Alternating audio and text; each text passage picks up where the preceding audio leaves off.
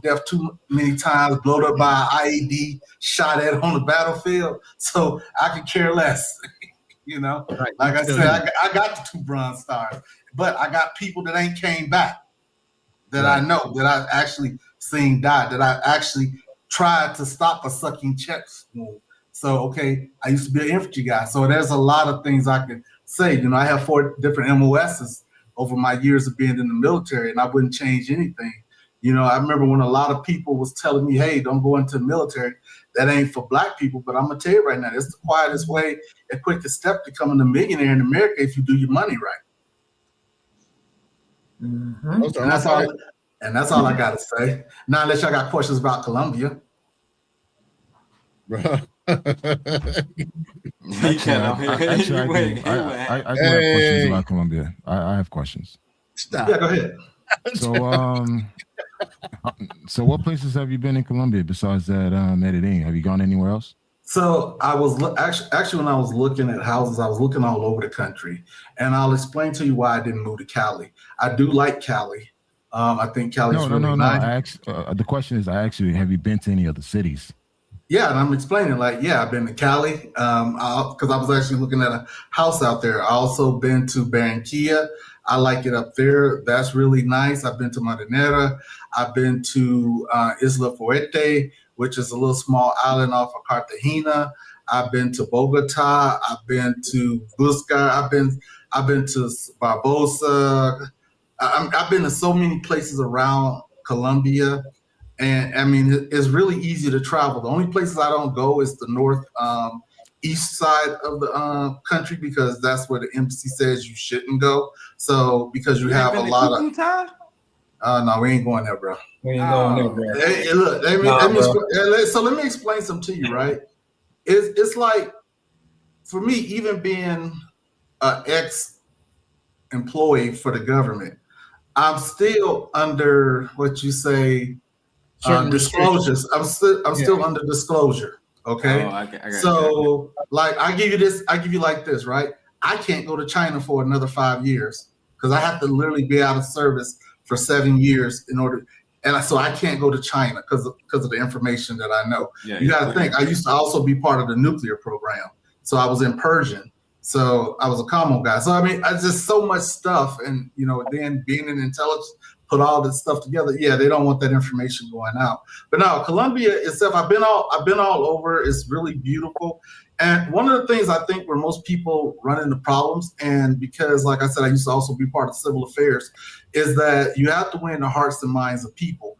And if you do not speak the language, if you do not understand the culture, we learn this in the military, whereas most people don't learn this in the civilian sector. So it's like we get taught how to move in the country, how to blend in, not to be with the bling, not to be, you know, dressing all flashy or in the name brand stuff.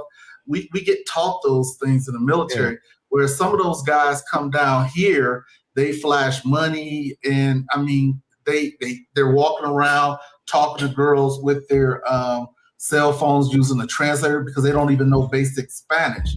And the thing is like, it's all right to use that translator, but you put a target on yourself when you do it out in public, because everybody sees, oh yeah, that's a tourist right there. So then they're watching you. And then they're watching everything you have on. So I mean, it's the opportunist society. They're not going to just go out there and get you. It's kind of like no dog papaya. If you don't get them papaya, you don't have to worry about anything. But if you get them something to look at, okay, just like, let's be honest, with the guys that come down, even the guys that come down here with the fake ass Rolexes and stuff, right? I call them, and because here's the thing, right? I mean, when I retired from the government, I bought myself a Rolex. I always wanted the Deep Sea, bought that James Cameron. But here's the thing, that shit's back home in Ohio in my safe. There is no reason for me to travel to Colombia with that watch, even though it's insured. Why would I put my life in jeopardy? I ain't got nothing to prove. How am I prove something to some people down here that only make $400 to $500 a month? You talking to a brick wall right now. You must be new to the travel space. Yeah. No. I'm sitting here listening. I'm like, I'm gonna tell you right now that you could talk all you want, and say what not to do, what you do, these Negroes gonna still do what they want to do. Bro, they still, you know what I'm saying? We've been battling this for how many years now? Over what is 2000? It's 2026 now. Shit, man, we've been talking about this for 8 years. Yeah, nah, bro. I'm from the streets. I know how to move. Yeah, I had a dude come down to the hotel 2 weeks ago, and like it's his second or third day in. He was like, "Oh man, I was walking around and the dude snatched my necklace." He was like, "Man, yo was right, man. I shouldn't." I was like, "Bro, what?" Hey, listen, man, bro, it's pointless, man. At this time, you know what I'm saying? So, I mean, even with all the deaths that's been happening, they still go there stupidly. You ain't never lied. It's what it is. Damn. I mean, at this point, it's what it is. Like, all right, man, just come back. You know what? People have this vacation mindset. I guess they think they at Disney World or something, and they just lose what little. I mean, I don't know how they move in their own city, but they lose what little sense they have. They come down here. I see them all the time, and if I'm looking at them like food, I'm like, boy, don't you know, boy, back in my 20s, I would have got your ass. Man, look, man, listen, man, we got a whole sector of people just dedicated to crashing out. You know what I'm saying? It's like, you know, you tell them not to do something, they just going goddamn, you know, they're gonna go the opposite way with it. You know what I'm saying? So it's pointless. I see them all the time, man, walking through Central, yo, they be gone, bro, and I'm like, oh man, bro. But you know what's so funny about that? They don't even do this crazy crap back home. Like, it's like, if you ain't paying, and I mean, I'm just gonna go hard in the paint on this. Most of them guys, I would like to say at least 95% of them guys coming down here that's doing the pay for play thing, they ain't even doing that in the United States. So how you gonna come down here and do that? And it's just like, even like, you know, they come down here, they want to do the Tootsie. Like, I met a guy, he was a truck driver, and he only came down here, so he started laughing. He started, look, because you know where I'm going with this. This dude said, well, I get tested in the States. So he down here, get his girl, he get his coat. And then he like, hey, look, by the time I get back, I'm going to be clear. So when I be like, dang, bro, so you leaving the country? I'm like, this is what cats be coming down here doing. And I be like, oh, man, you know what? I quit even talking. I don't even talk no more. If I even see a group of dudes, I was telling Ronan this the last time on the last panel I was on. I said, man, if I see more than like 2 or 3 dudes, man, I just go the other way. Because most of them may ask me, hey, man, where do I meet the women at? And even though I don't have to live that lifestyle, even if I tell them, hey, go to the freaking brothel. If you meet a chick, take her to the love motel, they going to still bring that chick back to their freaking room, and then you're gonna see them on YouTube, and they got, you know, scope, you know, or some stuff like that. Or like the newest one, some guy, he's carrying 8,000 euros around. I'm like, what? and you got robbed, and you wonder why you got robbed. 8,000 euros, and you in Colombia, 8,000 euros. Damn, I don't even ride like that when I go to Vegas. But you know what, guys? It wasn't like that in 2014. When I was out there, dude, the fact that I was out there is like people were surprised to see an American out there, because it wasn't like that. It's particularly in like Bogota and Medellin. Cartagena was used to seeing Americans there because a lot of Americans were still going to Cartagena, but Medellin wasn't like that. So when I was moving around all across Medellin, you know, going to Laureles, Amagado, and some of these other places, people were shocked to see an American there. Then 5 years later, before the pandemic, that's when the switch started happening. A lot of guys started going there, and I saw the change coming. Then after the pandemic, it just happened. Like when I was out there, I didn't worry about. I wasn't too concerned about getting drugged and robbed. But now, dude, it doesn't matter what you are, you could get drugged and robbed. Yeah, hey, Colombia was lit, man. Before 2020, it was lit, man. The golden years, man. Man, what? Man. Y'all niggas fuck that shit up. All the places were lit. I mean, you know the up, man. But you know the best. So we used the Caribbean was the lick. You know? So the thing is, back from like, I want to say up until from 2009, and we finished in like 2011. But we used to fly the drug missions for the Colombians. So even if you come there, right, you will see the Blackhawks on the airfield and stuff like that when you land in Medellin. But one of the things is we had a small little army base, and we would just, you know, tell them where the fields were at and stuff like that. But you know, You do that, and then that was military. Then you can kind of go out, right? You go out, and you can only go out in that town that you was in. But right, they didn't even know us, man. They was all surprised, but they were the most welcoming people. And they were extremely welcoming. I was never concerned about getting drugged. I remember one time I was, seeing this chick, man. I asked, hey, where we get some weed? She went, gave it $20. She came back with a whole big bag of weed. I'm like, I can't smoke this shit. I mean, so that's what she did. She brought her friends over, man, and it's just like back then.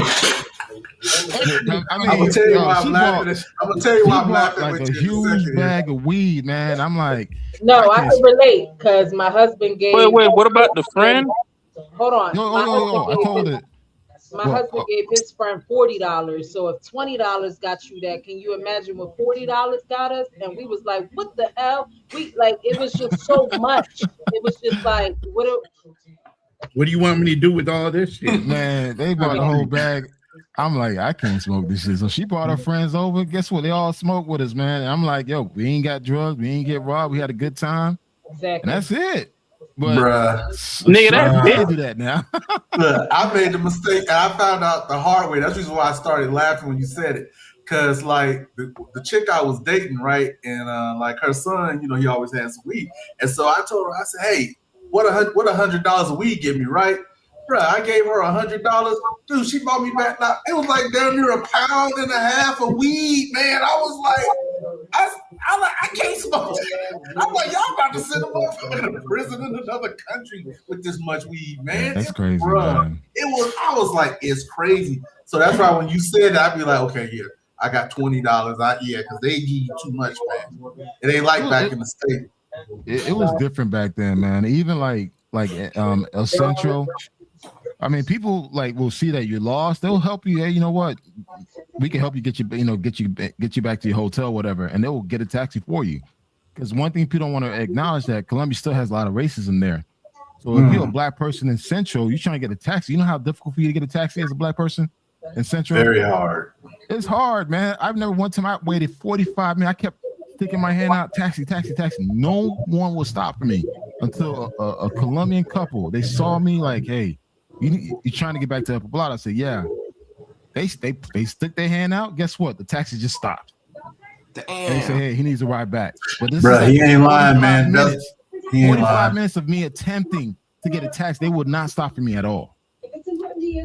And the significant thing, you don't want to be in El Centro after dark. After 6 o'clock. No, I said 6 o'clock. You don't want to be down there, man. Yeah, because that same thing happened to me my second trip there. And I'm like, man, I was so mad, man, because it's like an hour and a half waiting on it over there by the freaking darn church and stuff, man. I was Yeah, that's the spot I try to get a taxi from too, man. Two black dudes, man, trying to get a taxi, and then, like I said, this Colombian helped us and stuff. And I'm like, Negro, you speak Spanish. You could have asked somebody to help us a long time ago. Because I just not started learning Spanish, man. I'm still learning. But, like I said, even when I talk to my Puerto Rican friends down there, they just talk too damn fast. I'd be like, so I love the way Colombians talk because, it's really smooth. Yeah, smooth and soft. Yeah. But Colombia is a great place. I always recommend that place. I always recommend Colombia as a place to visit. Even now, with all the shit that's happening, I still recommend Colombia to go out and visit. Honestly, if you got a girl, take your girl to Colombia too. You'll have a great time. They don't believe in that. No, I mean, I do. I take Sam to the beach all the time. Hey. A lot of these guys across these YouTube channels, they be acting like, tough Tony. Don't bring sand to the beach. They going out there by themselves, doing whatever they doing. Man, I believe in taking sand to the beach. When you take sand to the beach, you bring more sand by bringing your own sand with you. Yep. So, I'm about to say it's a couple different kinds of guys that's in this same space though. Everybody got their own thing going on. Like you were saying, like some people want to, pay for play. Some people, I'm like me, I'm trying to learn from, what's his name? Miguel. Like he doing what I want to do. I want to open my own business in South America. So like a lot of people got a lot of different things going on. So it's just I want to ride that slide in Colombia. But that came out wrong. Yeah. Y'all just nasty. We got waited. We got to wait. No, there's a long slide. I want to ride the slide. I got to You talking about that one? You talking about that one? I'm trying to see. Look, as long as I've been in Colombia, I ain't never heard about no damn long ass slide. There's a slide down there. I don't remember where it is though. No, I know. In El Salvador? No, it's in Colombia. Yeah, I saw it because I was planning a trip. I'm sorry. 1 second. Shout out to OCO for pulling up on the panel. What's going on, OCO? What's going on? I can't call it. How you doing? Good? Yeah, just chilling. Got the live stream popping. We see you. I know, man. A couple people hit me up on Instagram. They like, we need you to go live. I'm like, what's so special about me going live? I don't have too much to talk about. I can't get you on time when I'm live. Exclusive. Yeah, that's what's up, man. But the guys are helping me out. Tam, shout out to all the guys that pulled up on the panel from Ronan's side, from my side. Shout out to y'all. Of course, hey Roland, I put a picture out there in the back to show everyone that you could bring your woman to Colombia, man. There's a picture in the back. Oh, Misha, you got to share it. Yeah. So, guys, you could take your lady to Colombia and do a glamping experience. I'm not sure if anyone has done a glamping experience. It's a glamorous camping. I spent about 5 days out there. It's in Guatapé. It's an area called Bosco. Yeah, Guatapé. Oh, I know about Guatapé. Yeah. It's funny you say that. I'm actually looking at opening up a glamping, man. Yeah, man. I love glampings, man. Shout out to DCPRT. He did glamping, and that was my first time seeing it. I mean, listen, guys, you want to be romantic, man? Take your main chick, man. Don't take no chick you just met off the street. Please, your main chick to out there to an area called Bosco. It's outside of Guatapé. You'll love it, man. It's an amazing glamping experience. 3 days, 5 days tops. You're able to see the beauty of Colombia. Well, like what that country has to offer. That was a dope picture, by the way. Oh, thank you. Yeah. Yeah, they got a lot of glampings with a lot of activities too, man, like wine tasting, skylining and stuff like that. I mean, it's just so much stuff to do. So like even when I bought my house down here, that was one of the things. It's like once you get the investment visa, then you can start applying for Colombian credit, and then you can start building your business that way.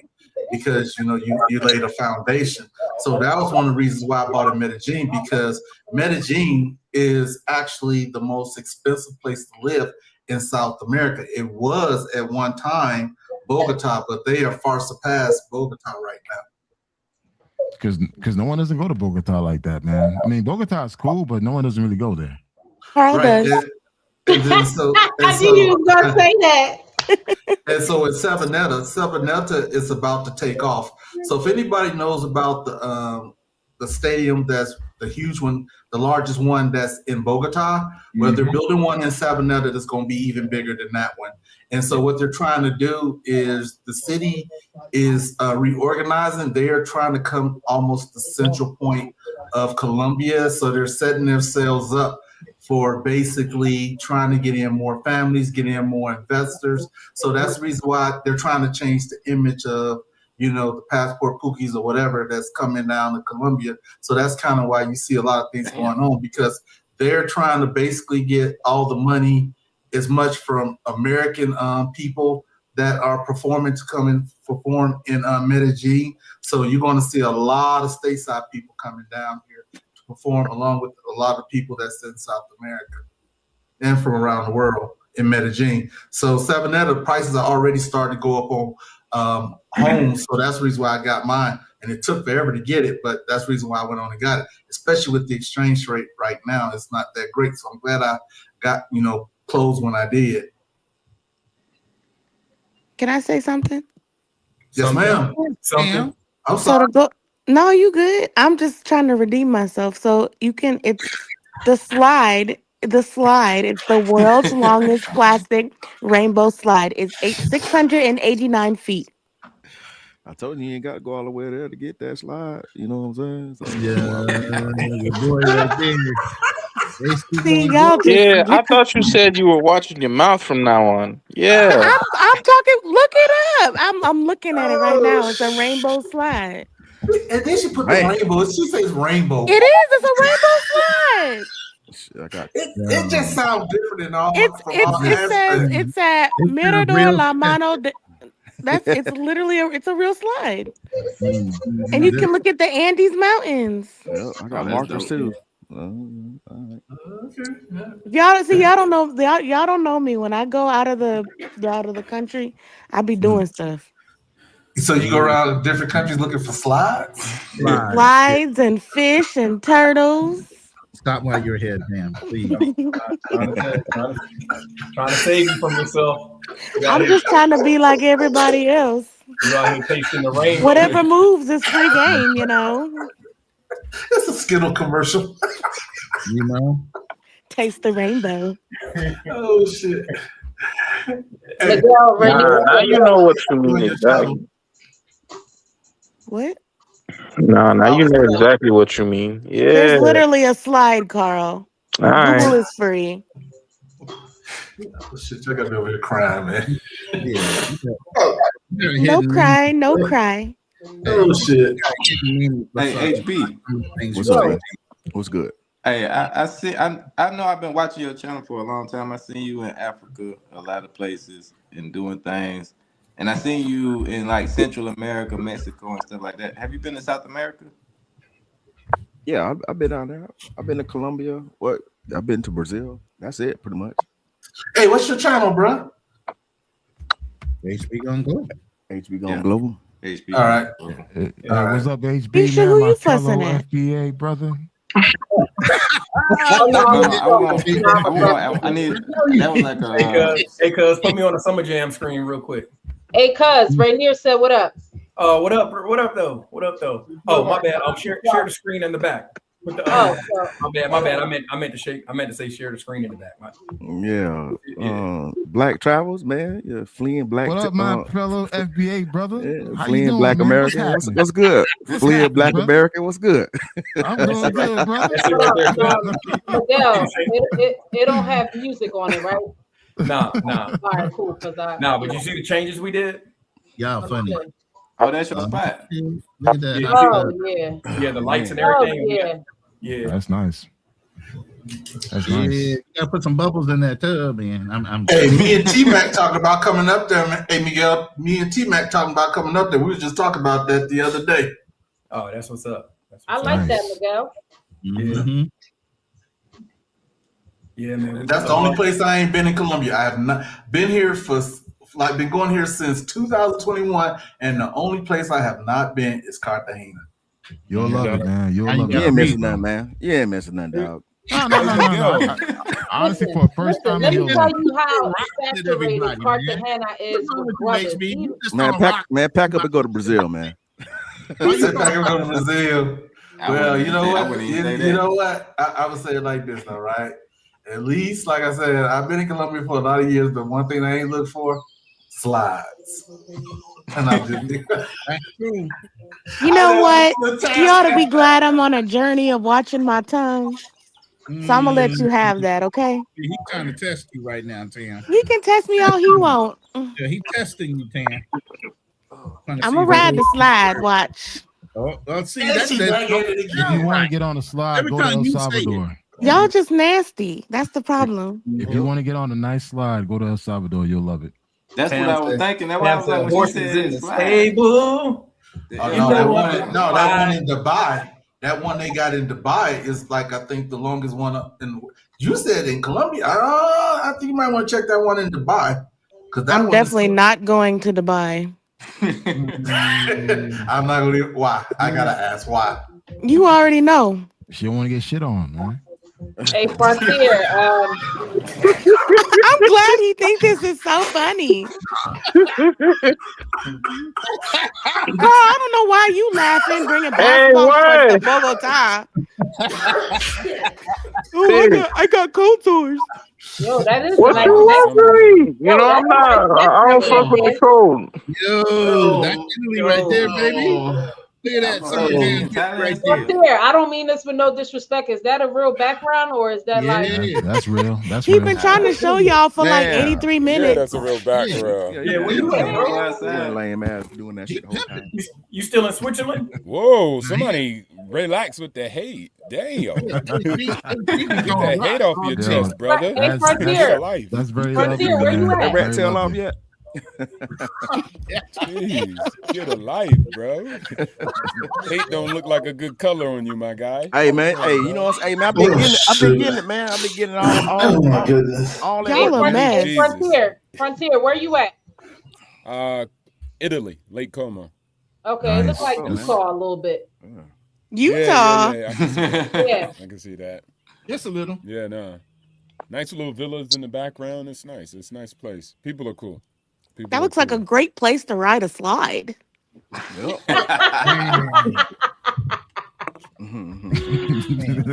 Just saying. Charlie Chang, where he at? Because a lot of this. Yeah, he be missing the good ones, huh? Yeah. Well, y'all have a good night. I gotta go. Oh no, you don't get to talk about slides and just jump off like that. Yes, I do. Oh, man. Hey. Have a good night, you guys. It was nice to meet everybody. No. I'll see you in another 2 months. Likewise. Oh man. She was doing her thing. Oh dang, Nixon kicked that ass now. Just okay, I'm sorry. Man, listen. Man, I'm pissed right now, man. Why? Where you at now? Who me? I'm in Cali, man. I'm on the grind, back home. man. Oh, okay. I'm on the grind, man. I ain't even get to ask you, bro. What? Call me. I call this ninja and he don't call back. Oh yeah, I was calling Tim, man. I got fired, man. I had to beat a dude up at work, man, because he's a hater, man. I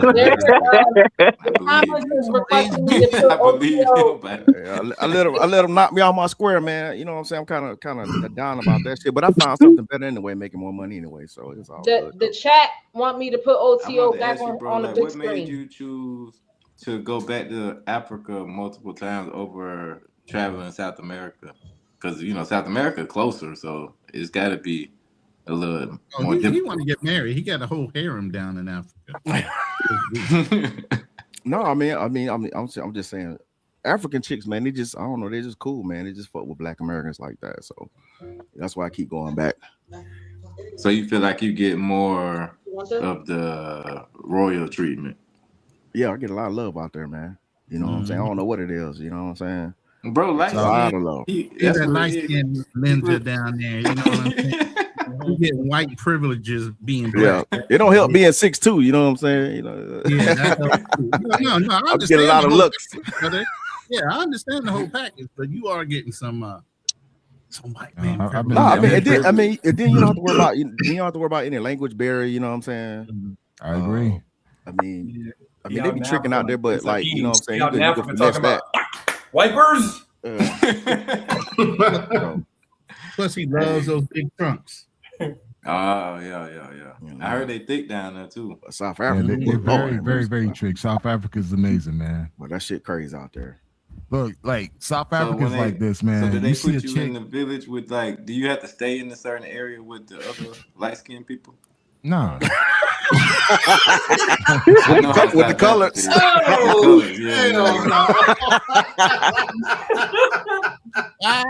Throw some rocks back. He slid that right on up in there. I just fucking with my boy, man. He slid that right. That was smooth. HD. I ain't mad at you on that one. I had a South African girlfriend here in Atlanta too for a little while. Hey, HD, you could probably confirm on this. Nice. Typically, when you see a woman in South Africa she was from here though. She Americanized. It was kind of typically women from South Africa up top. They're very small. So do you ever stay in the village? Or? Yeah, they got this little thing. They talking about when they young, their grandparents or their mama sweep their breasts. That's why they be like some little superstitious shit that they be saying out there. Sweep their breasts. Yeah, because they don't be having no boobs and shit, but it's like they be thick as hell. Yeah, small waist. But yeah, I mean, South Africa gotta have your bread up. You know what I'm saying? They ain't a place where you can just, you know what I'm saying, like it ain't no Colombian trip. You know what I'm saying? None of those places. If you want to be like, if you broke to Tanzania, in Tanzania, however you want to pronounce it, that's the place to go. But South Africa, cool, man. I It's well modernized. You know, it's just like being in the U.S. You know what I'm saying? For the most part, you know, lost the brother to Africa now, man. It's just like you just driving on the left hand side of the road, and it's majority black people. 6 months to a year is Africa. Yeah, I was out there 6 months. I was out there 6 months last year. You stayed 6 months? Yeah, out there. Yeah, I was out there having a good time. Yeah. OTO. You changed his zip code already. You got questions? I watched you, but you had some nice videos. That trip you took to, was it Tanzania? Was it Tanzania with the beaches and stuff that you? Oh yeah. Are you talking about? Yeah, that was in Zanzibar. Yeah, that was dope, bro. Oh, Zanzibar nice too, man. They got some beautiful See, little spots you can go to, little caves, little water, sea turtles and all that stuff like that. Beautiful water. They got that green water out there. Real nice. What's my sound bite? I need my sound bite. How did they treat you versus the other countries in Tanzania? I feel like everybody's nice out there for the most part. You know what I'm saying? Just because, like, once they know you're American and shit, you know what I'm saying, they be like, so they be trying to relate with you and all that stuff like that. I didn't really notice a difference. Everybody say, say East Africa people more hospitable. I kind of just felt the same across most all the countries I went to, whether it's Rwanda, you know what I'm saying, Tanzania, Kenya, South Africa. But one thing I didn't like with Rwanda because the people, man, they kind of, the only thing I like about Rwanda, the people like they're opportunists. Like they be begging and shit. Like, not begging, but they want you to pay for everything. They don't want to put in on everything. They just like they want you to just like be the, be the provider of the party. And I'm talking about that's with the men, not just like, you know what I'm saying? Pause. I mean, because you networking, you meet people, you know what I'm saying? You parlay, you trying to make connections, you know what I'm saying? You trying to meet a dude out there to try to like give you the lay of the land as far as like the culture and the women and stuff like that. Outside of, you know what I'm saying, that pay for play thing. And these dudes be out there like, you know what I'm saying, broke as hell, you know what I'm saying? They be like freeloading and shit. It's like, it's weird as hell. How many people broke up their cosplay? You show up as an American and they've been cosplaying, trying to be American. Oh man, there's a lot of dudes. Oh, I think Rwanda is like the worst place that I've been to, where it was like a lot of dudes out there that's acting like they're American and shit. You know what I'm saying? A lot of them they stayed in America, but they come out there, you know what I'm saying, be acting like they're American and shit. But you be hearing their biases and all that stuff like that. HB, weren't you stationed in Germany too? Nah, I was in Marine Corps. We don't. No, they got some people in Stuttgart, man. That's the reason why I asked. I mean, you got Marines, Navy. I mean, you got a lot of different deals down there. Yeah. 1 second, y'all. Shout out to Extra that just pulled up on the panel. What up? Salute. What's up, man? Hey, what's up, everybody? I'm Alex. I just wanted to stop by and say hi to Ronnie and then, the rest of the panel. So you going through rehab right now, or you just doing a check? Yeah, I had a be an appointment, and then I said, you did the promotion. One of my students got promoted to black belt, so I had to be there for the promotion, and then I got a degree on my black belt, and I decided to stay here for a few days, and just hang out here, say hi, hang out with some friends. Yeah, I got you. You out by Angeles, or you close? No, I'm in Manila, bro. You're in Manila? Yeah. You stay in Pasig, or you stay in like a BGC? No, it's called Cubao. Cubao. It's like a 45-minute drive from the airport. Oh, okay. Yeah. I used to stay in BGC. I tried to stay right down the street from the embassy. I'd never do that shit again, bro. Oh no, that area is not good, bro. No, it's not. 2 kilometers is gonna take you like 30-40 minutes just to go. Traffic is like 24/7. It's not good. Anyways, if you guys don't know Extra, his actual name was Alex Bam Bam. He's out of Thailand, but he lived in the Philippines for a long time, does jiu-jitsu, and has a nice channel. But now it's called the Ant Family. Congratulations. Yeah. I had to switch, because I got married. I have a stepson, so I know how to be changed a little bit. Yes, sir. OTO. You got a Yeah, question what's on here from Molly. He says, Frontier, you ever been to Africa? And you got one more question after that. All right, yeah, of course. Yeah, I've been to Africa, lived in a couple of those countries, Kenya, South Africa. Shout outs to those places. But yeah, that's the black man's paradise. People should have been going there. Instead of asking other countries, they checking for brothers. If you go to Africa, they show you love. So shout outs to Africa. And your other question is, where in Switzerland are you, Financial Frontier? Yeah, everywhere. Because I'm driving the Porsche 911 drop top GTS 2026, baby. So we was hitting every city just like a day, driving through the Alps and stuff like that. So you just keep moving. So it was all over. North, south, uptown, downtown, Sicily. No, I'm just kidding. But yeah, it was all over the place. So right now I'm in Italy, and then we're going to keep driving in the Alps. I'm just taking a little bit break right now. Pit stop. But yeah, that's where we at. And I ain't dropping you the location, JM. You might come stalk your boy. So I ain't telling you where I'm at live. Nah, shout out to you, JM. You can't hear HB? You might need to bump out and come back in. That's a known glitch with StreamYard. Somebody leaves or whatever, or pops in or pops out, it might throw your mic off. So if you can't hear us, you might need to come back. Yeah, I think I need to drop off and come back. You can't hear us? I can only hear you. Oh, okay. Yeah, when people come in and come out, that's when StreamYard starts acting stupid sometimes. So, but anyway, how long are you going to be in the Philippines, Alex? Going back to Thailand tomorrow. Got to go home tomorrow. Yeah, I've been here for 6 days already. Oh, well, 5 days. 5 days. And tomorrow's my 6th day. Back to Thailand. Yeah, I know you got Knifey and the kid there, so yeah. I know she don't like you being gone long, even though you're a good boy. Yeah, you know how it is. All right, you can hear us? Yeah, I hear everybody. Okay. HB, you back? Can you hear us? Yeah, I'm good. Yeah. All right. I've been off StreamYard for a while. So hey, Big Alex, I'm about to bounce, man. I want to stop by and say hi, bro. I appreciate it, man. Thank you. Thank you for pulling up. See ya. All right. Yeah, extra. So, Style King, can you hear? Because somebody just dropped down. Yeah, make sure everybody can hear again. Okay. Everybody hear? Can you guys hear me? Yeah. We got. Yeah, man, I've been gone for a minute, man. It's good to be back. Yeah, we're waiting to do our shows, man. God damn. Man. I've been panel surfing my ass off trying to stay busy, man. But you know what? I'm back, man. I can't do my Lions Den. I can't do my hit and run because my boys are all out doing family shit. Oh, you been to Africa too? You said 40, 45, 46 countries?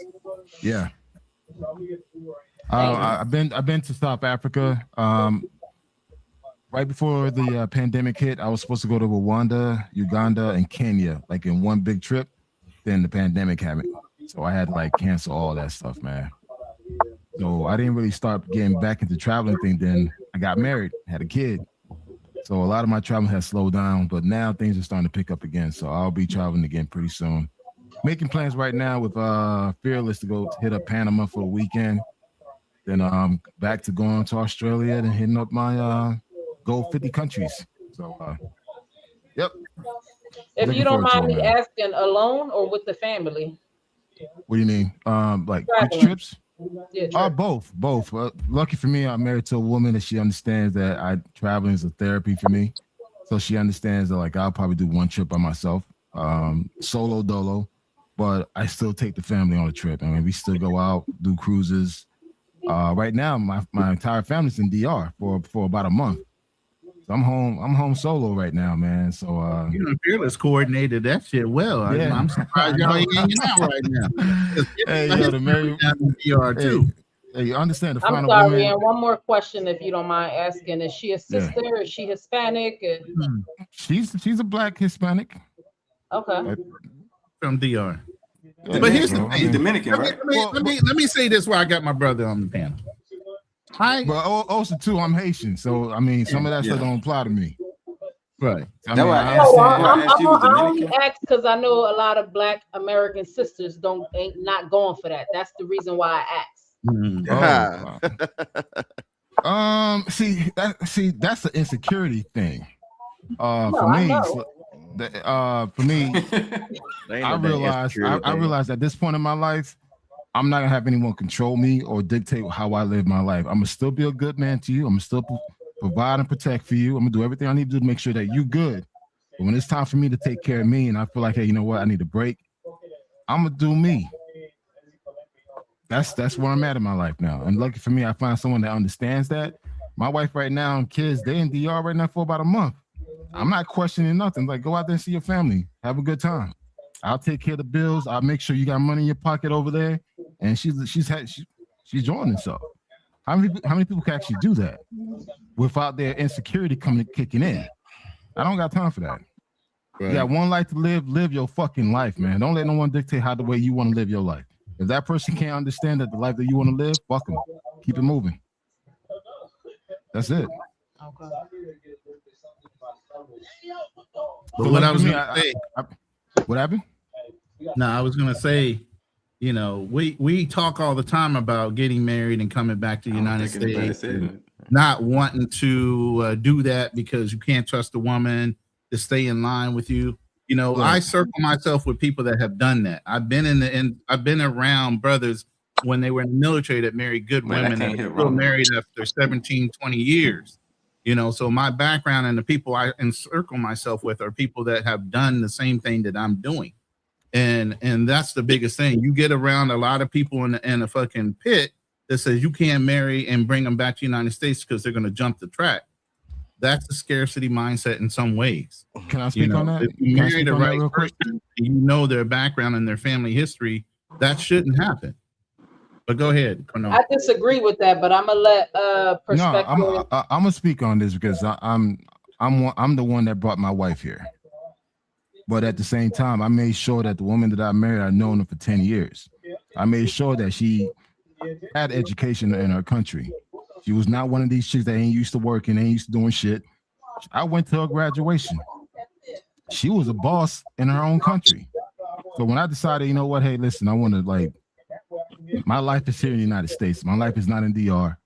You have to come live with me.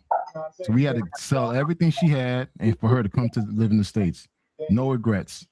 I'm not one of these guys that feel like, oh, don't bring her here to these countries. Oh, she's gonna leave you. Listen, man, if you don't present the true person that you are, eventually they're gonna find out who the person really is. They already know. So for me, I'm like this. This is who I am. This is the type of work that I do. This is how I live my life. Do you want to be part of it? Yes. All right, then you have to live in the United States because I can't live in DR. And guess what? She's been living here for 3 years now. She's doing amazing. So it's just like, you know, it all depends on who the type of women you meet. If you meet shitty ass women, you're gonna get shitty ass results. That's just my take on it, man. But I would never tell another man not to bring his wife or woman of interest to back home. Just take the time to vet that person, take the time to get to know that person, understand like, hey, this is the person that you really want to be with. And she understand like, hey, listen, United States is no joke. You're gonna work. It's not easy here. The reason why I disagree for most, and there's a very small percentage of brothers that succeed with that situation, but the reason why I disagree is because I'm going off of what I see in front of me and what I see on the YouTube space, that a lot of brothers bring back women that are not for them. They don't even match them. You could just tell that they just trying to get over here, and the brothers rush and do that. Or you will have a brother that's so unattractive and he's bringing a dime back over here. You think she really gonna fucking stay with you? So for the most part, they're not doing what you did, perspective. You waited 10 years. You know what I'm saying? Like, these guys is rushing and they bringing back women that really don't like them. Well, I mean, for me, I could say this: the 10 years. And someone's this background noise background. Carl B, put yourself on mute. I put him on mute. Go ahead. Oh, okay. Like, in my case, when I met my girls, like again, I was just kind of doing my own thing, but I didn't realize I was going to take it serious until I made that conscious decision to take it serious. Lucky for me, she had a tourist passport already. I mean, tourist visa. So she came down to Miami and spent time with me. And that's how we really got to know each other. And I realized, like, you know what, hey, damn, I want to take this to the next level. So we decided to take it serious. And guess what? I kept traveling back and forth to DR. Then we say, you know what? I'm going to start traveling with her. So I took her to Guatemala, took her to El Salvador, went to Colombia, we went to Belize together. And again, I enjoyed being around this woman. It wasn't just a sex thing. The problem is a lot of guys, they never pass that sex stage. They just infatuated by sex. Oh, she's pretty. She gives good head. Oh, sex is amazing. Not knowing that there's a person behind the sex. I got to know the person. And I realized, like, yo, I like being around this woman. And the fact that she was a go-getter, she's always pushing me, like, hey, come on, try this, try this. I felt like, you know what? After so many years, like, you know what? Hey, we started talking about, hey, do you see yourself getting married? Do you see yourself living in the States? These are the conversations that we're having. Most guys, when they go to these countries, they're not having these conversations. They just strictly like, yo, she's bad. Tell me something about it. She's bad. All right. You come back home, not knowing that your situation, your home situation is not good. You claim to, like, you go to these countries like a baller, but really back home, you work at the warehouse.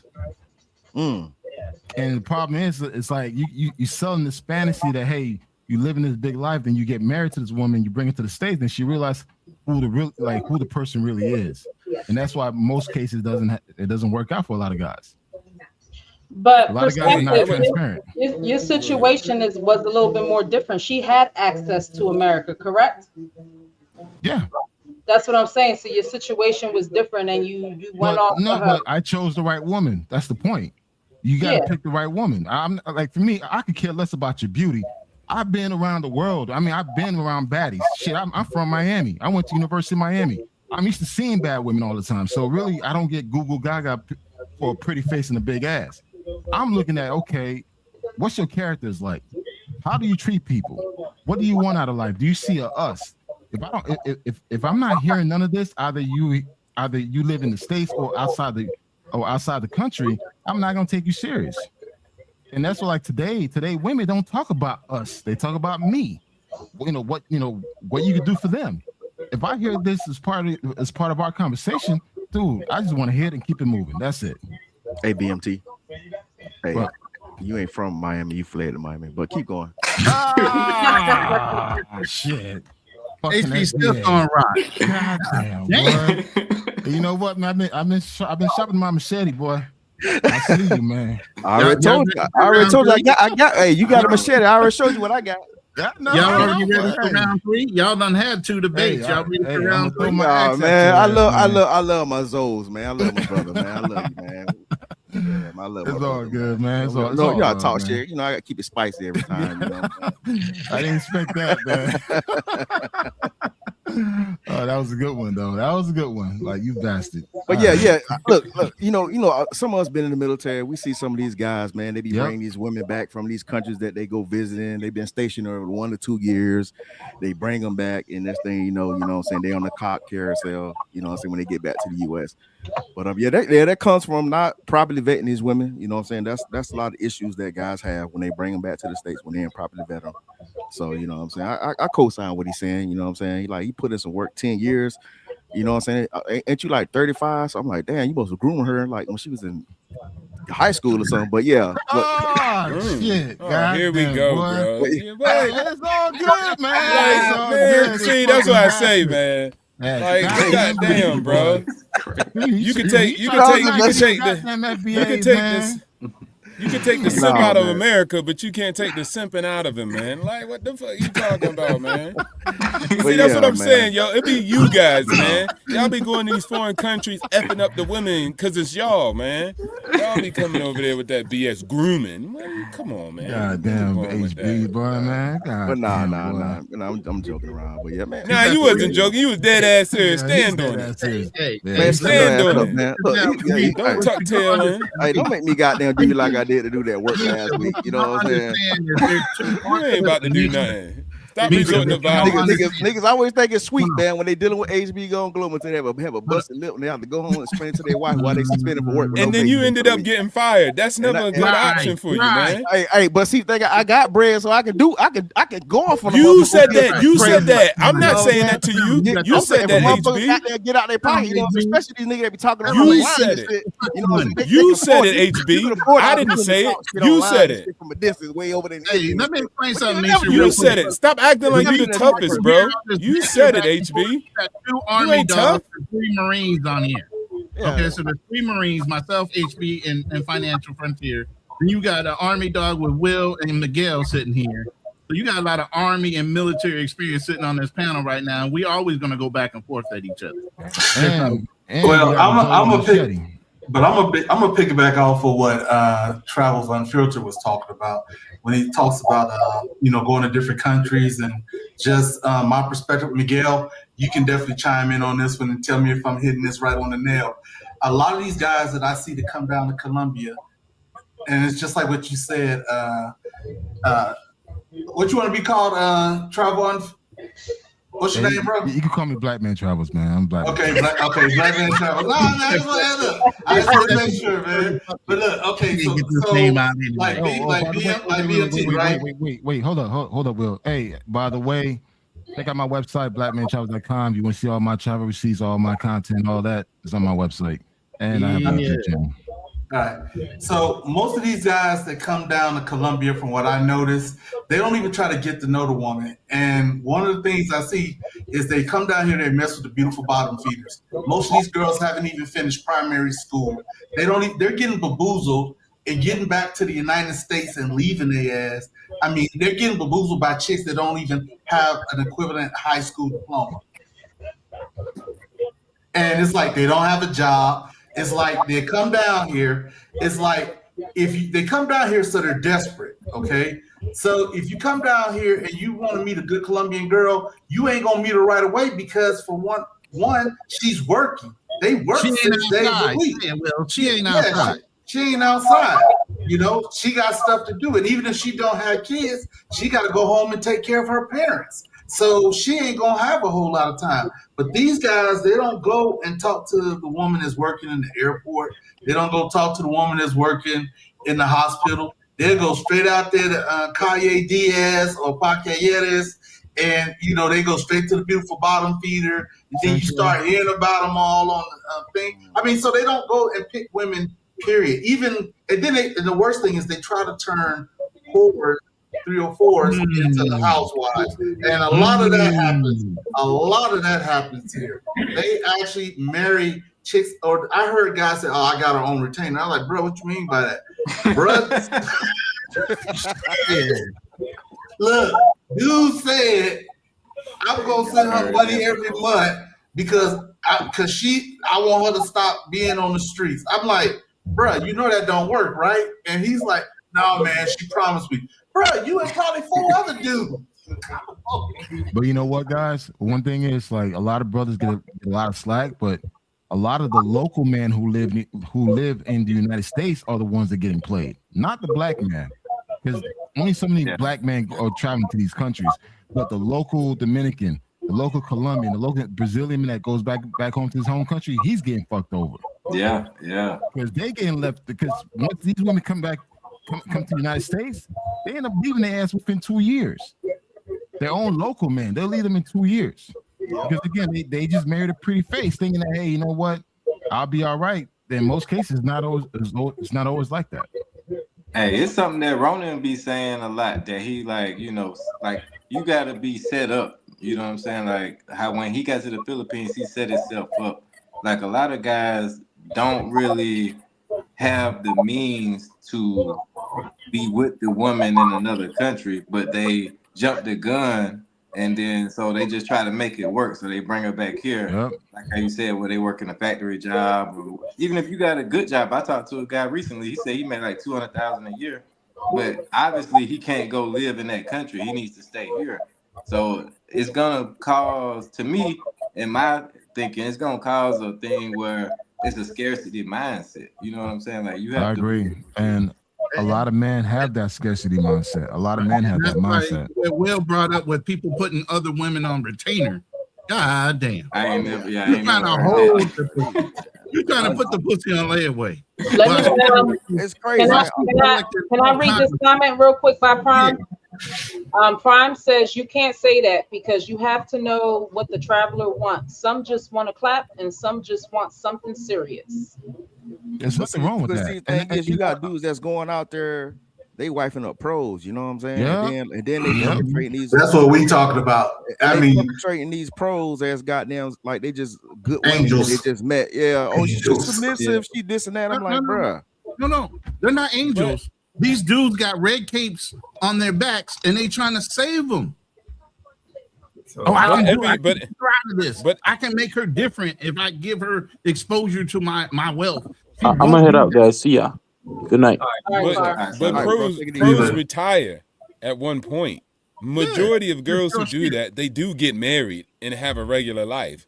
Like all of them ain't still out. You don't see no pros 80 years old on the block like this. They usually get in a relationship. He must got you a pro. He don't wife one up because you making excuses. You must have got you that's one. just the reality. That's just the reality. I'm not going red pill rage because I want something for him. That's not going to happen. Most of them are going to get in relationships. I ain't gonna do that, bro. Dudes do what they do, man. You salty, man. You ain't even cammed up. Be quiet. At the end of the day, we're not gonna do that, bro. We're you not salty. You ain't even cammed up. You just got fired, my guy. Get out of here, man. You just got fired, man. Stop getting fired by the white man. Stop getting fired and stop getting displaced by the white man. Don't blame AI, man. Don't blame AI. That's not the reason why you lost your job. Come on, man. And you got beat up too. And you got beat up too. That's what we heard. That's what we heard, bro. That's what the cop said. Push off that balcony over there. Now you mad. You can't even push me off the balcony. You got fired, homie. You just got a new job. You on 90-day probation, man. Watch your mouth, man. Don't make me report you to your employer, bro. Your beard look like it's been put on by. It don't matter. I can't take you serious. You gotta go to work, man. Get off the damn internet. Go back to stocking boxes, man. Go back in the warehouse, bro. Go get on the forklift. Get on the forklift, little boy. Huh? Get on the forklift. All right, let me read this comic by Big Euro. He says this side of the travel space is full of tricks. LOL. They make it seem like they trying to find a wife, but they don't. Hey, I'm gonna keep it real with you. Like, so I dated a lawyer. And we had situations kind of like with Misha and Rainier's talking about, we would go and we would knock down shorties together. We'd do things like that. I dated a dentist down in Columbia. Similar stuff. These were the good girls.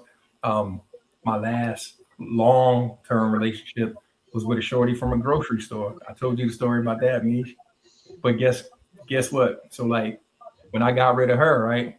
Guess what she back to doing? So she ran it up on me. I seen a picture of her. She out on balconies and stuff. So I was like, bitch, I know what you doing. Like, yeah, you ain't got your boy to take care of, you no more. So you got to get it out the mud. So go ahead, get it out the mud. So I tell people all the time, you know what I'm saying? Like, it's a saying, you can't turn a hoe into a housewife. All right, cool. So guess what? I bought a house down in Columbia, and I turned it into a whorehouse. So fuck. Damn. Fuck it. Hold up.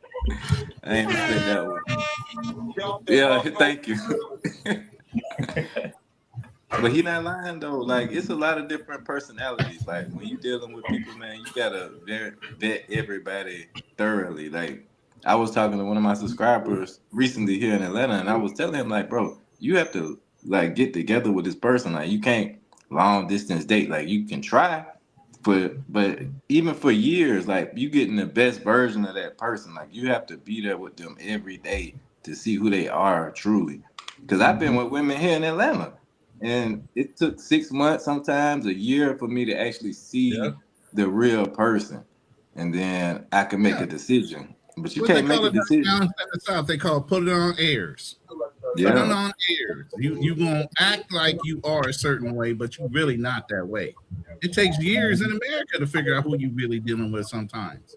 Depending especially if you have something. You know what I'm saying? Like back when I was young and I was just trapping, I ain't have too much. It was different. You could see the person faster. But now, once people can see that you got cars and houses and things that are substance, people will start to try. It reverses. Like some women will try to be the person that you want them to be, but that can only last long. Shit. Talk about it. Do not tell a bitch what you like and don't like. Make her figure that shit out. What kind of shit do you like? Nah, bitch, figure it out. Hey, Style King, I can share this experience, man. When my lady came to visit me for the first time in Miami, I was staying in downtown Hollywood. I showed her all my expenses. I showed her how much I paid, like my mortgage, showed the electricity bill. I showed all this. Like, listen, because the thing is, I want her to understand, like, yo, United States is not made out of gold. Like, it's easy out here. It's not. Only certain people that make certain amount of income can live a certain lifestyle. So I had to show her, like, listen, this is what I pay on a monthly basis, so she can understand, like, not a lot of people could actually do this. And it's like, if you were to come to the United States, you could either work hard or you could work smart. So I had to put that in her head. It's like, all right, if you come here, go to school, get a skill set, do something. Like, don't come here thinking you're going to come here and work at Walmart. You're going to work at McDonald's. That's how most immigrants come here and think and do. It's like, listen, you're going to come here. You have to understand that you have to apply yourself if you want more out of yourself. Because, again, if you're not together, you still need to be able to take care of yourself. So these are the conversations you need to have with these people. If you're not having these conversations, or she's not having that conversation with you where she wants to, like, better herself, dude, that shit's not going to last. Shit, salute to you. I mean, but I think most of them women, they come at men like that when men are visiting these countries. They come at them and they say, I want to do this kind of business. I want to do that. It's always something that they want to do. Their mindset is always on hustle when they meet an American. They want the American to know, I'm not going to be this lazy person, because they're trying so hard to get over to the USA. You just really don't know. It's like placing a bet. You either going to win or you're going to lose. If you lose, you got to try again. See, my thing is, I'm speaking as an immigrant. I came in this country in 1970. Okay. So it's like, for me, it's just like, okay, this is what my mother had to go through with 6 kids in this country as an immigrant. She had to work hard. Do you want that life, or do you want to, like, literally apply yourself, get the skills you need to put yourself in a better position within 5 years? And the thing is, a lot of immigrants that come here, not even immigrants, people that come here from other countries, they think it's easy. The United States is not easy. It's easy once you have the skills and knowledge that you need to do to actually make your life a lot easier. But if you don't have the skill sets or the knowledge, dude, your life could be as hard as hell, same as the immigrant that's trying to come into this country. It all boils Black down Man to Travel. Can you explain why you gave her that information, like showing her the bills, how things worked? And can you just highlight one point that you said? You wanted her to do good regardless if y'all might have been together in the future. Yeah. Why do you think like that? Because that's not like a lot of people think. They don't think like that. So you have to explain that, of why you would say something like that. Oh, thank you, man. All right. Thank you, Frontier. I mean, honestly, this is the type of person I am, man. I like to see everybody around me do good. So even though if you and I are not together, I'll make sure that, hey, you're taken care of, or, you're off in a better situation. So even I'm realistic to know that, hey, even if I marry this woman, we're not together after 5 years or 10 years, I still want her the best. So I'm not gonna wish any ill will towards anybody. So, like, if you come from another country, you leaving your family, you're sacrificing a lot of stuff to leave your homeland to come to the United States. If you're gonna do that, put yourself in a better position to win. Yeah, so I guess for me, it's just more empathy, because I was that immigrant. I watched my mom work hard with 6 kids in this country, and you just got education, skills, and experience will put you ahead compared to most people. Yeah, thanks for that. I think they needed to hear that. Yeah, but yeah. I got a quick question. And this is not to you, because I don't know really your situation or your personal business. That's all good. I don't take nothing personal. It's just Social media. No. When immigrants come to this country, do they get more help than Americans that are from this country with grants and all of that? No immigrants, no Indians, no nothing. I can't speak for immigrants. I'm Haitian. You see how Haitians get treated here in this fucking country. So I can believe that. I can believe that about Haitians, though. I was raised in the projects. I was raised in the projects in Miami, Florida, Dade County. School I went to, I had to walk through fucking drug bags and needles just going to school. So like my mom had food stamp, them paper food stamp, the food stamp dollars. You know, remember those dollars back in them days? Yeah. My mom had them. It's like I remember going to Goodwill getting school clothes. I remember going to the place to get like cheese and milk and cornflakes.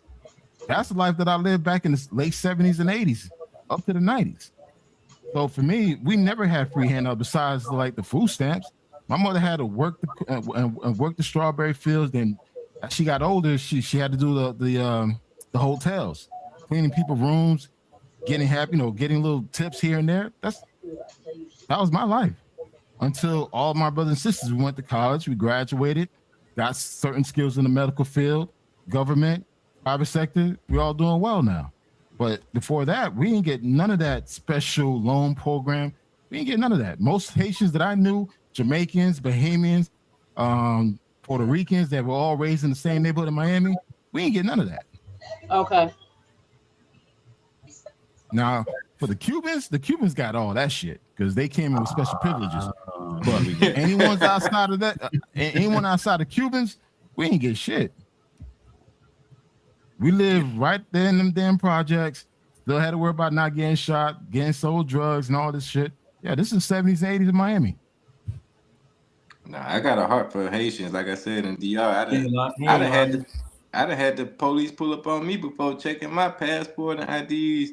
And that's in DR, like they have the same problems in DR. Like it's crazy. Like I love DR, but at the same time, I got a lot of respect for the Haitians for how hard they go out there. They work and they translating for people that don't speak Spanish. They doing a lot of stuff out there.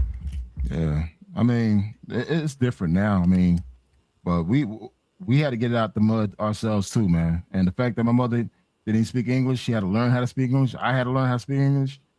It was hard. It was not easy, but you know what? Just to look back, all of us doing well. Her grandkids going to Ivy League schools. I mean, dude, proud. I'm proud to be a Zoe, but also I'm proud to be an American too. Damn. And special shout out to my FBAs out there, man. I appreciate and love y'all. I learned a lot from y'all. Hey, they coming after you regardless. Wait, hold up. You know I always give y'all flowers. I learned a lot from Black Americans, man. He's not in denial. No. I'm not in denial. They taught me to have confidence. Speak up.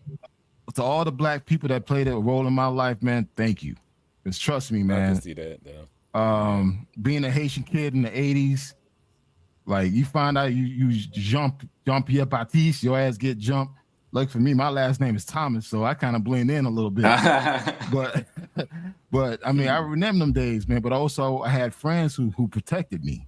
I had friends who believed in me, and these were FBAs. And it's like to this day, I thank you guys. And it's like you guys set the standard of Blackness.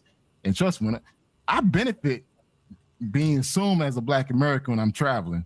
Because hey, you guys do get special privileges compared to other Black immigrants that travel.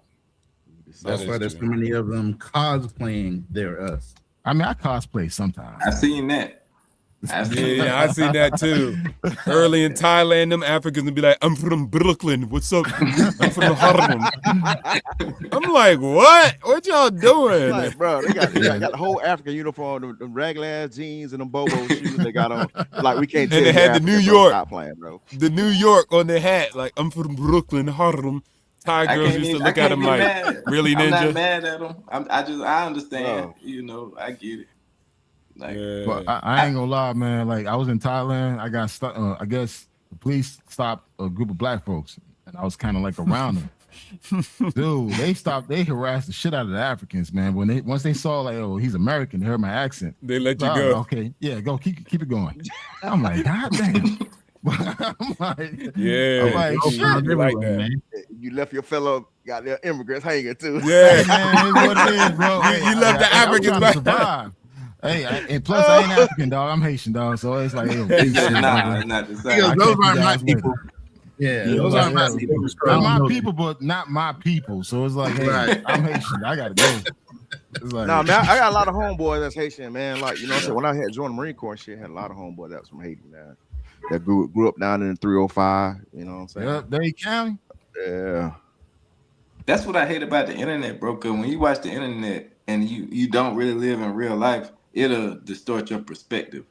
Because like I was saying, like when I travel, like I've had interactions with people, and I've noticed, like especially in Brazil and Dominican Republic, where a lot of people like ask me, "Well, why do you carry yourself like that? Like you look people in the eye. You're like." I even had a girl say something about being regal, and I was like, I haven't even heard that word in a long time, and I was like, because a lot of Black people around the world don't really have that confidence when they're speaking to people or they're just walking down the street.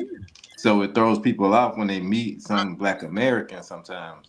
In general, our mannerisms are just the way we carry ourselves. We carry ourselves with our heads up, our chest out. We speak with our chest. We speak with authority and confidence. They don't know how to do that. That's why one of the things we even say against Tethers is, y'all sitting here talking how bad America is when you're in America, but you won't go back in your own countries and do it. Yeah, I got into it with TMZ the other day, man. They're taught to be a little subservient to that. And I used to go in hotels and different places, even in America, and you would see the girls that were cleaning, they always look down. If you ever look in a hotel and look at the way the cleaners are, they will not dare to look at you in your face. And I used to stop the cleaners and say thank you, and I would raise their heads and say, no, you can look me in the face. I'm just another human being just like you. And I appreciate you for cleaning my room. You know, because they're taught to look down and be less than, not be observed, to be invisible. And people treat them that way. Yeah. I had got into it with a YT dude out there in Tanzania, man. I'm getting service and shit at the little, at the airport. They got the little souvenirs and stuff. I'm getting help. Damn white dude just come out of nowhere, like, you know what I'm saying? Started talking to the dude that was helping me. I was like, man, I say, man, hold the fuck on, my boy. I say, hey, man. I said, bro, I'm from the US, bro. We don't play that shit, man. I'm like, you wait your ass to goddamn, your turn in line. The African dude looking like, you know what I'm saying? I'm like, yeah, nigga, yeah, we don't play that shit, bro. Where I'm from, dog. Goddamn, we ain't scared of no damn white people. I say, man, you can see, wait your fucking turn, dog. And then Westside TMZ, man, you can't be taking that shit over there. Like, nah, bro. I'm like, bro, I'm not an African, bro. You're not gonna just fucking handle me any kind of way. So he wanted you to be, you know what I'm saying? You got like say, he didn't even say excuse me or nothing. He just like came out the way. I'm like, bro, don't you see I'm getting help? You know what I'm saying? I'm like, that's what he had, like, he realized like, oh, he ain't one of them. You know what I'm saying? He was like, oh, I'm sorry. I'm like, man, you better goddamn wait your goddamn turn. You know what I'm saying? The fact that you even look like them, HB, what's wrong with you? Yeah, how did you Westside to myself, man, you can't go over there taking that type of attitude over there. I say, bro, it's gonna be a respect thing with me. I don't give a damn who you is, bro. It's gonna be a respect thing. I'm gonna say this, man. I mean, you're a person just like he a person.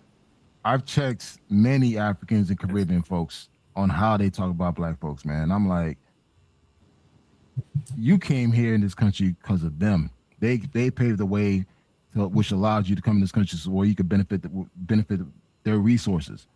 For me, I can't sit back and just hear someone talk shit about another person and they just got here in this country. That shit don't make no sense to me. Even like, I mean, Roland knows my first wife is from Cleveland, Mississippi, Chicago. African American dude. I married to a Black family, a Black American family. I love them to this day. To this day, I still love them all, and they still consider me as a family. I got 2 kids from a black woman. Wow. And they understand their culture, but also too, I'm not gonna let anyone talk shit about Black American with false information. Where it's like, you know what, my kids are Black American. I'm not gonna sit here and let you just talk shit because you assume that because I'm Caribbean, I'm gonna fuck with you. No, I was raised here in the United States, so I think like an American. So that's one thing is I always give my respect. I was married to a sister. So that's when people see my wife and they see like, yo, I was married to a sister at one point. We were married for 12 years, you know, and we have 2 beautiful sons. My oldest son just graduated from college. Wow. So, yeah. So for me, it's like Black Americans paved the way for many, many immigrants to take advantage of the resources and opportunities that they have. Yeah. We need to give them their respect and their flowers and understand, like, listen, you got to stay on code. Like, Yeah. every issue that a Black person is going through, trust me, is going to come to your community. Now look at the Asian community, look at the Hispanic community. They're going through shit right now. Mm-hmm. And that's one thing too, bro. Well, when I met my wife, I asked her this one question: are you Black? And she said yes. But she wouldn't say, oh, I don't know, I'm Dominican. Like, oh, no, I can't fuck with you, man. I'm not gonna go through this identity bullshit. Me no If I Black. have kids Me with you, Dominican. yeah. Dude, I literally No, tell her, are you Colombia. Black? And guess what? Dude, her marriage license and ID says Black. So I'm like, yeah, I got a good one. Because I didn't want that, oh, I don't know, I'm mixed. No, nah. Here, they see a Black person. You just speak Spanish. But lucky for her, she kind of looked more Indian. But none of my kids are going to have that identity issues. You Black first, then you whatever you want to be afterwards. I think that in That's the how the world United wants to see States, you anyway. bro, like we love everybody. Like to tell y'all, like I got homeboys that's from Ghana. Both their parents Ghanaian, but they been in Atlanta their whole life. Like I don't look at them as tethers or none of that other bullshit. Like I look at them as just like my brothers. You know what I'm saying? But at the end of the day, I think the only thing that really make the tether thing something is because when you come in with that outsider mindset and then you try to inject it into our politics, that's just like I want to move to Paraguay, right? But if I become a Paraguayan resident, that don't give me the right to start telling them what to do. You know what I'm saying? How they should think. I'm not from Paraguay. I wasn't born there, not raised there. I don't know their politics. So if I start learning from a certain sector of people, that don't give me the right to say, hey, y'all need to do this, y'all need to do that. You know what I'm saying? Like I don't know their culture enough to start interjecting what they should be doing or not doing. But Style King and HB Global, I do agree. We do have some bootlickers in the Caribbean and African community. Damn. We have them. And a lot of them is what it is, man. They everywhere, bro. They everywhere. Bro, honestly, in the Caribbean and Africa, they take that shit to a whole new level. I mean, we got Americans that do the same thing. No, but this thing is, man, it's different in the island in Africa, man, because they take that shit to the extreme, to the point where they worshiping that shit, man. Real talk, man. Yeah, man. I mean, my only thing, my issue is, you know what I'm saying? I just don't like the whole, when you get involved in politics, you tell them what we got there, what we should and what we shouldn't have and shit. You know what I'm saying? And then you get disrespectful and then you start saying shit like we bullet bags and shit like that. I'm like, hold the fuck on now. You know what I'm saying? You saying all that shit on the internet, you ain't gonna say that shit goddamn face to face. You know what I'm saying? Yeah. So, you know, a lot of that shit is psyop anyway, you know what I'm saying? Coming from the Democratic Party. That's why I'm like, I don't even rock the Democrats more. We was talking about them.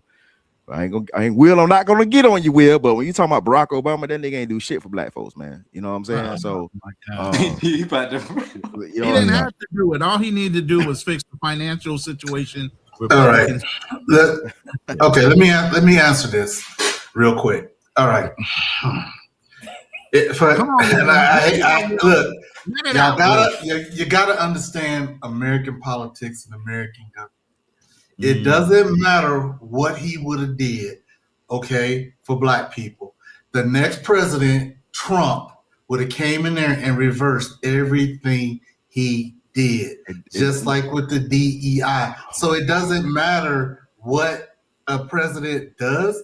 It's like, and then it's just like, even when Biden came back in and reinstated what Obama did, what did Trump do? The first day in office, he revoked everything again. So and it's like, I'm not saying that us as Black people that he shouldn't have done, more for Black people, but let's look at this from a realist standpoint. What would he have really accomplished by doing that, except for getting it reversed? Anyway, I mean, All right, so you're not gonna play in my face, you know what I'm saying? Because that shit already happened. So my eyes already open. So you saying it's always gonna get reversed, like hey, make an attempt, try, but I mean you can get LGBT people rights, you can pass all these rules and laws when it comes to it comes to those people and shit, you know what I'm saying? But you ain't like make no attempt to try to, you know what I'm saying? Now you on TV talking about, you know what I'm saying? Hey, boys need to have a you know what I'm saying? Let me give you where the you know what I'm saying, mentor and all that shit. Like, you know what I'm saying? Hold on. Black dads ain't good enough. I'm like, hold on, what? Hold on. I'm gonna give you a perfect example of the psyop that's been going on with Obamacare. I'm gonna use that as an example. Obamacare was really Romneycare, which means the Republicans started it. It ran 2 years in Massachusetts before it went national, just to prove it was workable. And guess who approved it? It was the Republicans that approved it. But since Obama won the election and now they had to give credit to the sitting president, that's when they started going all upside their heads about wanting to say Obamacare ain't good. Now, when they get back in office, they want to try to discredit it, but it's actually the same program they set up. That's we know all that. We know all that, but still, though, the finesse was, you know what I'm saying? Like, you know, it's like, oh yeah, Obamacare was for black people. It wasn't, man. White people benefit from that shit, goddamn, more than anybody, man. People I sold that plan to, and they were against it until I sat down with them. They paying $3,700 for a plan for a family of 4. I sat down with them, said by the time I got done, it was $1,200. I said, now do you got a problem with it? Oh no, we'll take it. No shit, you will. Damn. Bro, man, listen, man. You gotta think about it, man. Like people out here getting slaughtered, bro. This dude ain't lift a finger. Now him and what's his tether buddy, Holder. You know what I'm saying? This dude like you know, General what's his Attorney General? Fucking Eric Holder. You know what I'm saying? Are you talking about now? Or then? I'm talking about back when, you know. He's talking about then the Attorney General them cats ain't do not even one thing, man. I like making an attempt, you know what I'm saying? Like, even if it's gonna get overturned, still got them make an attempt, you know what I'm saying? Especially you was on your last term anyway. You know what I'm saying? You might as well go out like a ball of fire, you know what I'm saying? So, you know what I'm saying? Like that all that bullshit, man, that politics bullshit, man. Okay, all right. See, like don't. That's why they lost. That's why they lost. That's why they lost the goddamn. That's why they losing the goddamn black votes, because you doing everything for every other group. You doing everything. You playing in our face. You doing everything for the other group, but you say you can't do nothing for black folks. That don't make no sense. So that's why they losing a lot of goddamn motherfucking votes and shit on their side. They gonna continue to keep losing. They gonna continue to keep losing votes. You know what I'm saying? Until they goddamn get right. Because the thing is, everything. Like we live in this country, bro. You know, we live in this country as black people, bro. The laws, the shit, they're not set up. You know what I'm saying? They can do one thing equally the same as a black person do it, and we the one that's gonna get demonized for it. We gonna go to jail for the same goddamn crime, and we see this shit play out all the goddamn time. So sometimes we just got to be real about shit, man. You talking about being real? Let's be real about the shit. I can't remember this word. I'm trying to remember it. Well, you probably know the word. What's the fine art, or what's the word you substitute for the fine art of diplomacy? But it's not. It's a word. It's a certain word that you use when you're talking about it. I can't think of it right now. Right on the tip. You got two different. You got denial and plausibility, and denial and deception.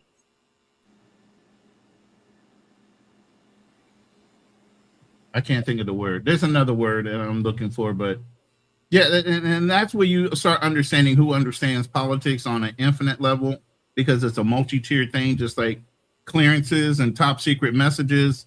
We know from people that have the clearance that there's like it's a 4-dimensional chess piece type of situation that goes on when you're looking at your top secret messages. If you do this, 5 other things could be affected by it, and we don't want to do this or push our boundaries because this, and this are going to happen.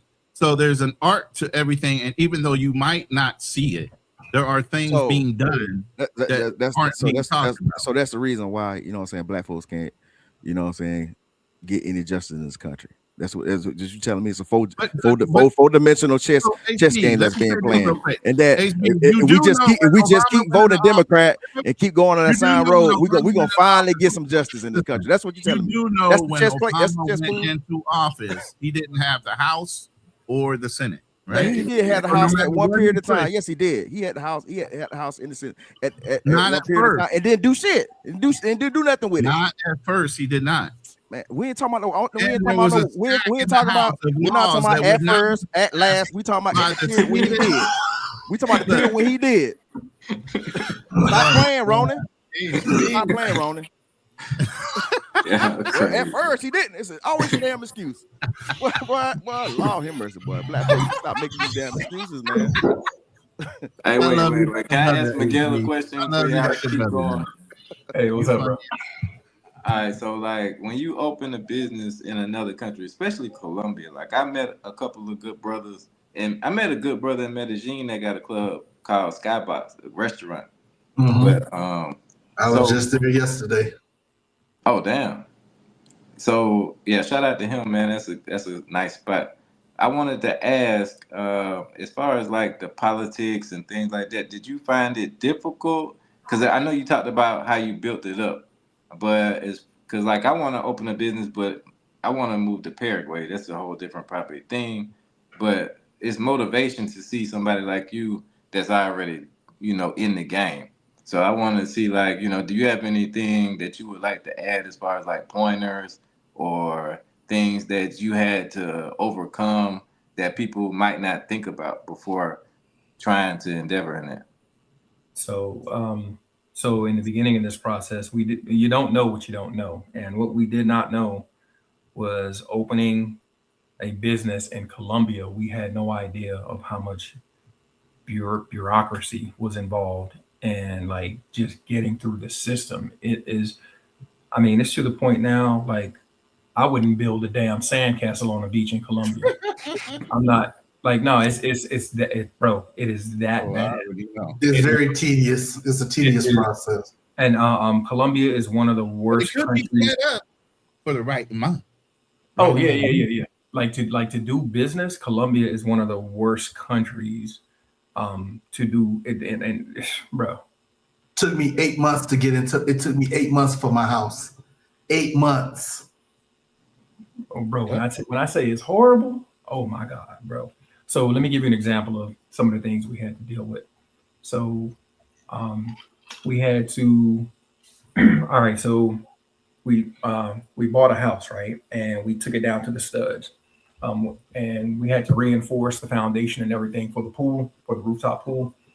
So once we got to to the point where we got all the plumbing and we were doing the wiring, the electrician was like, they said, oh, well, we need a larger transformer. We need a new transformer. So, all right, cool. So we went out and got the transformer.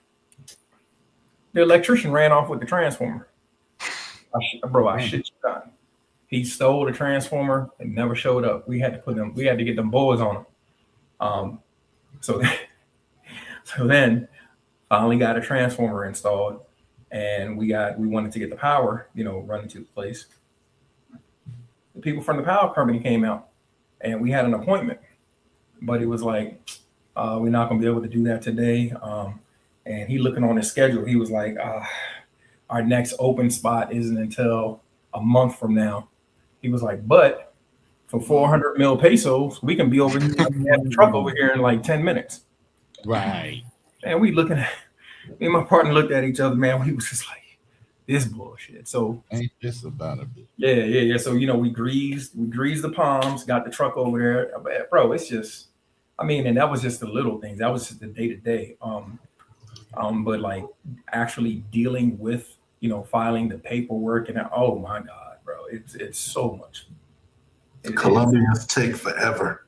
Man, I've heard these stories. I've heard these stories 1,000 times, but y'all got a lot of patience, man. I don't have none of that shit. I have a zero patience. So we know, AP. Zero patience. We know you don't have no patience. I ain't got time for the BS, man. Yeah. So and then like even like we got my boy's girl. What up, right now? Yo, what up, bro? Peace, God. What's going on, y'all? How y'all doing? All right. Salute to everybody on the panel. I'm just listening to the story. Go ahead, keep cooking. Yeah. So she had us. She worked through a lot of the red tape because she worked in the business sector. So she cut through a lot of the red tape for us and dealt with a lot of the bureaucracy BS. So that's another thing I would ask brothers to do, man. If you're gonna come down here and talk about you finding a wife or you finding somebody, a partner or whatever, like find somebody that can help you navigate these, these obstacles out here in these Cartagena or Medellin or Cali streets, bro. You need to find somebody who's gonna help you. You know what I mean? You need to find somebody that's not gonna be an anchor, that's not gonna drag you down. Like somebody said before about the beautiful bottom dwellers, bro, you don't want to have to like just drag somebody and then next thing you know, you get involved with this person. Now you funded their whole damn family because that's what she was doing out in the streets. Like, it's crazy. You gotta find somebody with a job, find somebody that can help you. And like if you just going on there to okay, do you.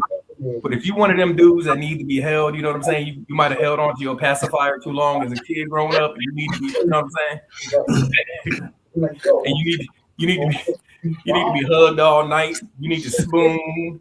You know what I mean? I think that's gonna be an asset to you and not a liability. Yeah. All facts. Yeah, I like that.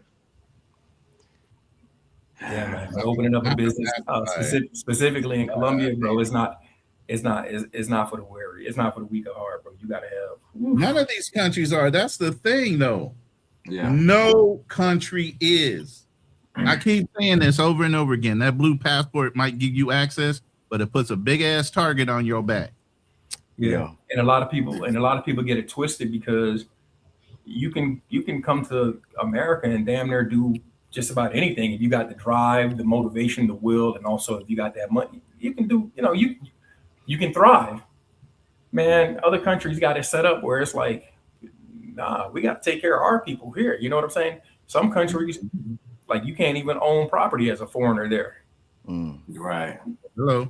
So that's why I asked you, because I noticed on my channel, and then sometimes when I get on panels that I get a lot of pushback from guys that haven't even traveled to these places, and I feel like that's what I wish. Like I wish I had somebody to tell me certain things before I even went to the place. Where a lot of these channels, they just tell you all the good things about the place that they love, but they never tell you like any of the negative aspects, which I mean we need more balance, I think. Yeah.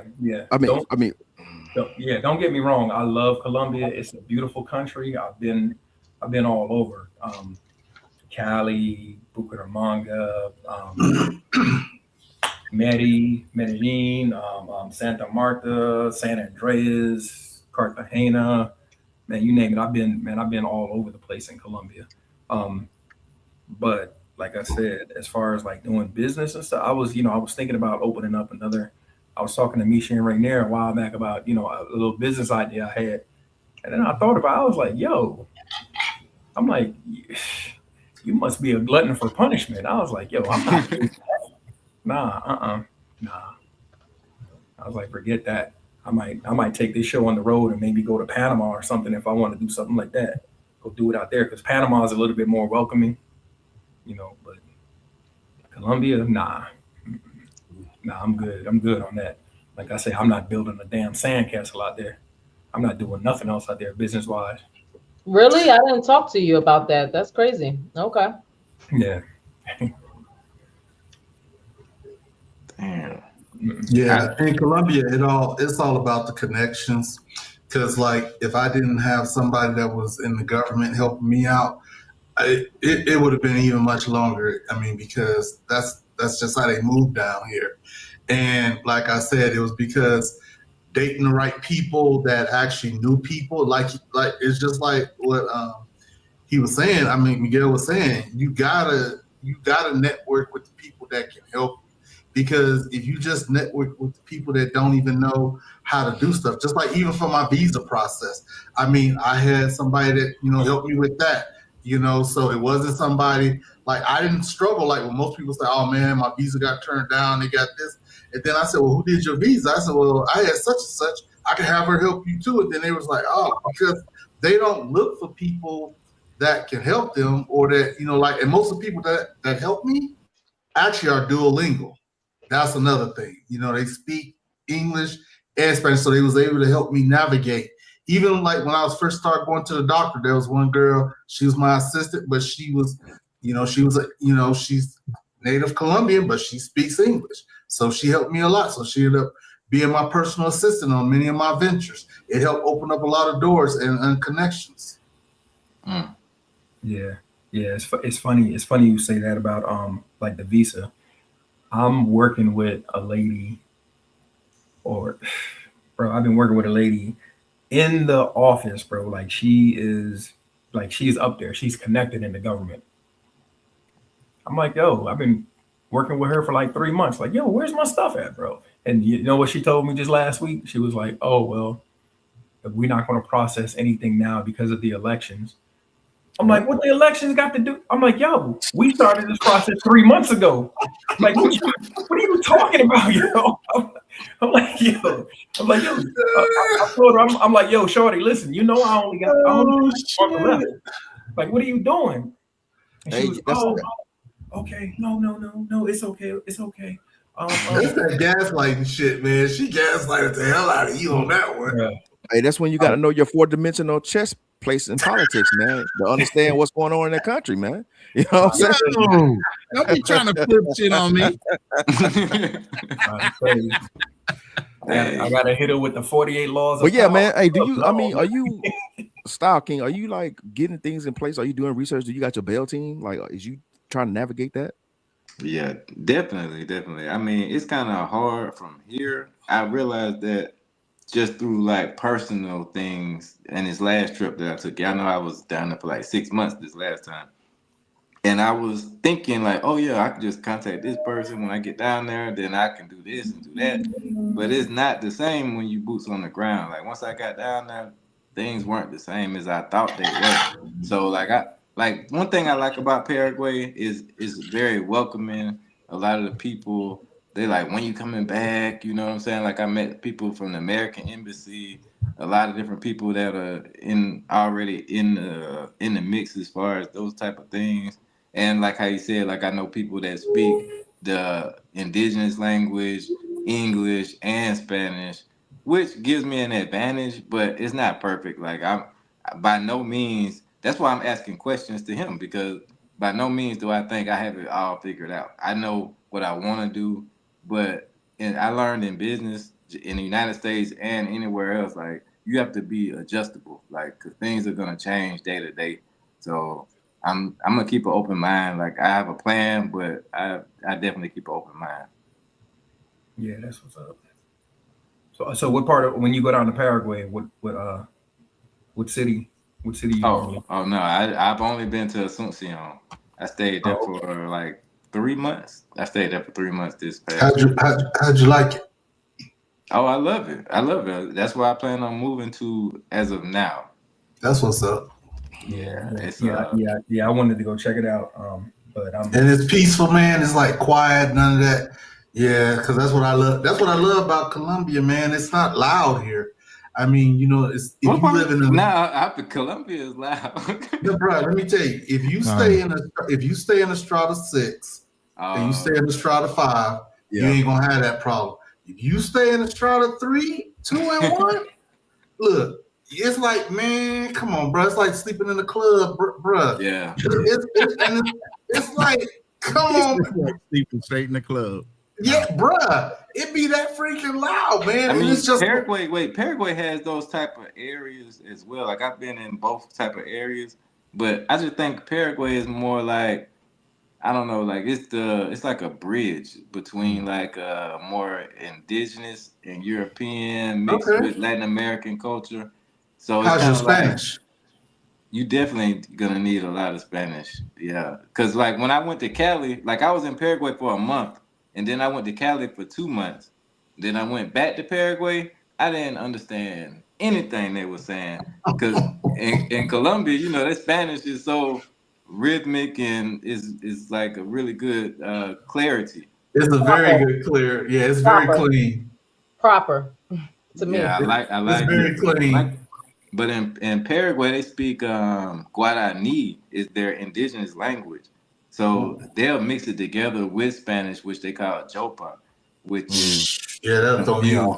And then their Spanish is kind of rushed together at the same time. So like even if they only speak in Spanish to you, it's still hard to understand as somebody that's learning, because I'm learning just like you said you are. So well, it's just like going to Britain, man. When I was in Lakenheath, and I was like, what the hell that dude just say? I mean, we in England? And then they started naming off different desserts and shit. Like, do you want some spotted dick? And I'm like, no. You know, and I didn't know it was pudding, man. I didn't know that. You know, so when you're in different countries under different, you know, in different cultures, you know, they have all kind of stuff, man. I mean, or you know, like you talk to somebody, and they be like, "Yeah, I think I'm about to go. I'm feeling bloody knockers," and I'm like, and, you know, you get out. So I get what you're saying when you start talking about Spanish, because it's the same way in England, man. Even you know, if you go to Ireland, it's the same thing. Just it's so many different dialects to English, and then if you start getting to the Celtic part of it, it gets even more, you know, just really, you know, difficult. So yeah, you're right about that. I'll say this: Dominican Spanish is completely different from any other Spanish that I experienced. I've been to Chile, I've been to Peru, Ecuador, Colombia, Brazil. I mean, Brazil speaks Portuguese, but their Spanish is completely different than a Dominican Spanish, man. Like, sometimes I have to sit there and like really concentrate, really understand what they saying. And like, because they speed talk, and it's funny because like sometimes I watch my wife and she like listen to her WhatsApp voice messages. He had that sucker on 5-speed. I'm like, how the hell you like how the hell you understand everything that's going on? It's like, yeah, we do that all the time. And guess what? Her family does the same thing. They had that sucker on 5-speed. It's like you can't talk slow to them. But every country is different, because Colombia, they talk slow and chill. You know, Puerto Rican talk with that aggression. You know, you go to Chile, Peru, they all have their own unique dialect of their Spanish. Yeah. But you can still understand them, but it's just like some of them you just have to concentrate and really pay attention to it. Philippines is 270 different dialects and tribes of languages. My lady speaks 7. I thought Tagalog was going to give me safe. Nah, Ilocano specifically where I'm at. But she's Visayan and Tagalog. She speaks Visayan, Tagalog, Ilocano, English, French, and one other of their languages here. And when we went to the airport, one guy initially just automatically identified that she was Visayan, just on the thickness of the way she pronounced certain words. I mean, it's crazy. Like I can only catch on, and thank God they have Spanish here, because the Spanish colonized them first. So some of their words are Spanish. So I can pick up on a conversation and try to stay in it, but there is no way. But yeah, that's like Colombia. They got a lot of dialects too, man. The whole thing is they flip around on the dialect. So one person could be talking one thing, the other person talking another thing. You got to sit there and be able to identify and understand all 3 languages that are being spoken all at once. I'm like, yo, I can't. Ronan, you ain't been to Puerto Rico yet, have you?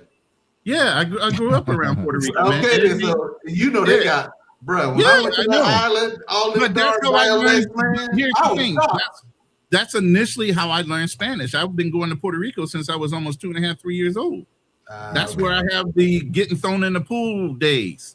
See, I just grew up around a lot of Puerto Ricans and stuff. And then, like I said, I like my sister, she speaks Spanish, but I didn't want to learn it. Which, you know, the mother, you know, she spoke nothing but Spanish, because even when she would cook for me, she would be like trying to teach me stuff in Spanish and stuff like that, man. But you are right about that, man. They are some of the most welcoming people, man. They just welcome into your home. It's all about family and friends with them, and that's the reason why you should go there one day, man. Culture. You should go there one day. If I've been to Puerto Rico, you'll love it. Oh yeah, I've been there. I know, I've been there. Let me tell you this: a lot of people don't know. There's a shitload of black Puerto Ricans. Puerto Rican look just like you and I in Puerto Rico. No, I kid you not. There's towns that people look just like us in Puerto Rico. Puerto Ricans. They don't get shown a lot. They show all the white Puerto Ricans. They show like the mestizos. They don't show the negros and the negros. They don't show them too much.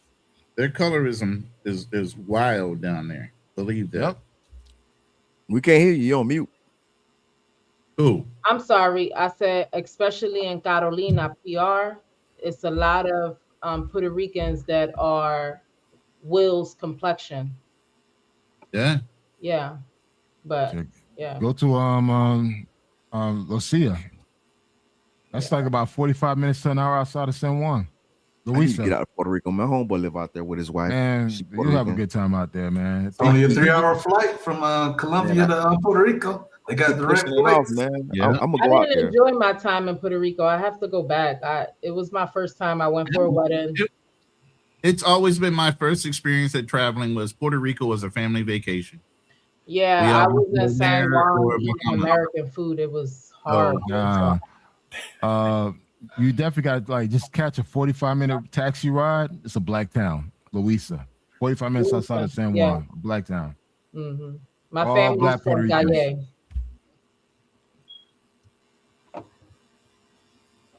People don't realize there's shitload of black folks outside of the U.S. People think it's all black folks in the Caribbean and the U.S. You go to Latin America, Brazil has the highest black population across all of the Americas. Colombia has blacks. Ecuador, Chile, Peru, Argentina used to have black people until they killed them off. Damn. And even Paraguay used to have that part they really did. Yeah. Paraguay had black people in there too. Paraguay and Uruguay had black folks there too. They killed them off too. People don't know the history of Latin America, particularly Argentina, Uruguay, and Paraguay. Exterminating genocide. That's why I was like, damn, Star King trying to go there. I'm like, okay. They literally exterminated all the black folks in Uruguay, Paraguay, and Argentina because they wanted to make it more European. I believe that. I could see a lot. Matter of fact, that's where a lot of your Germans went after World War II. Yep, exactly. The Nazis, they went into Argentina, and then if you look at Brazil too. Was it Nigeria that did the thing that said there was that said slavery was a crime, and then there was only 3 countries that said that it voted. It was Argentina, America, and Israel. I was like, you know what? Wow. I said, I be telling, bruh, Israel. To this day, everybody is subservient to them. Yeah. Well, you know what? I'm gonna say this, and I'm gonna be deep with this one. If you really go back and look in history and you look at why Hitler did what he was doing, and you go back and look at the archives of why, it's because they were trying to take over Germany. That's the reason why all that extermination started. And people don't want to talk about that. And they've done it in America. They've done it in Argentina. Hey guys, keep it PG, man. I don't want nobody coming to knock them out there. Shit, man. Real. Hey, but no, he telling the truth though. He telling the truth. I'm gonna stop there. I ain't gonna go deep with it. Me and Fearless did 2 lives on these small hats. I know, like Bavarian Jews were kicked around Europe every time. They have a rule where they can't loan money with interest to any other person that's a small hat. So they were loaning to governments. After so many years of being in those different countries, they would wind up having so much money owed by the government and the cities and the metropolises. They literally would keep on kicking up. That's why they had no homeland. Bro, the whole European nations were pissed off at the Jews, period. They weren't really Jews. They were adopted Jews. They aren't Jews by blood. They are Jews by adopting the religion of Judaism.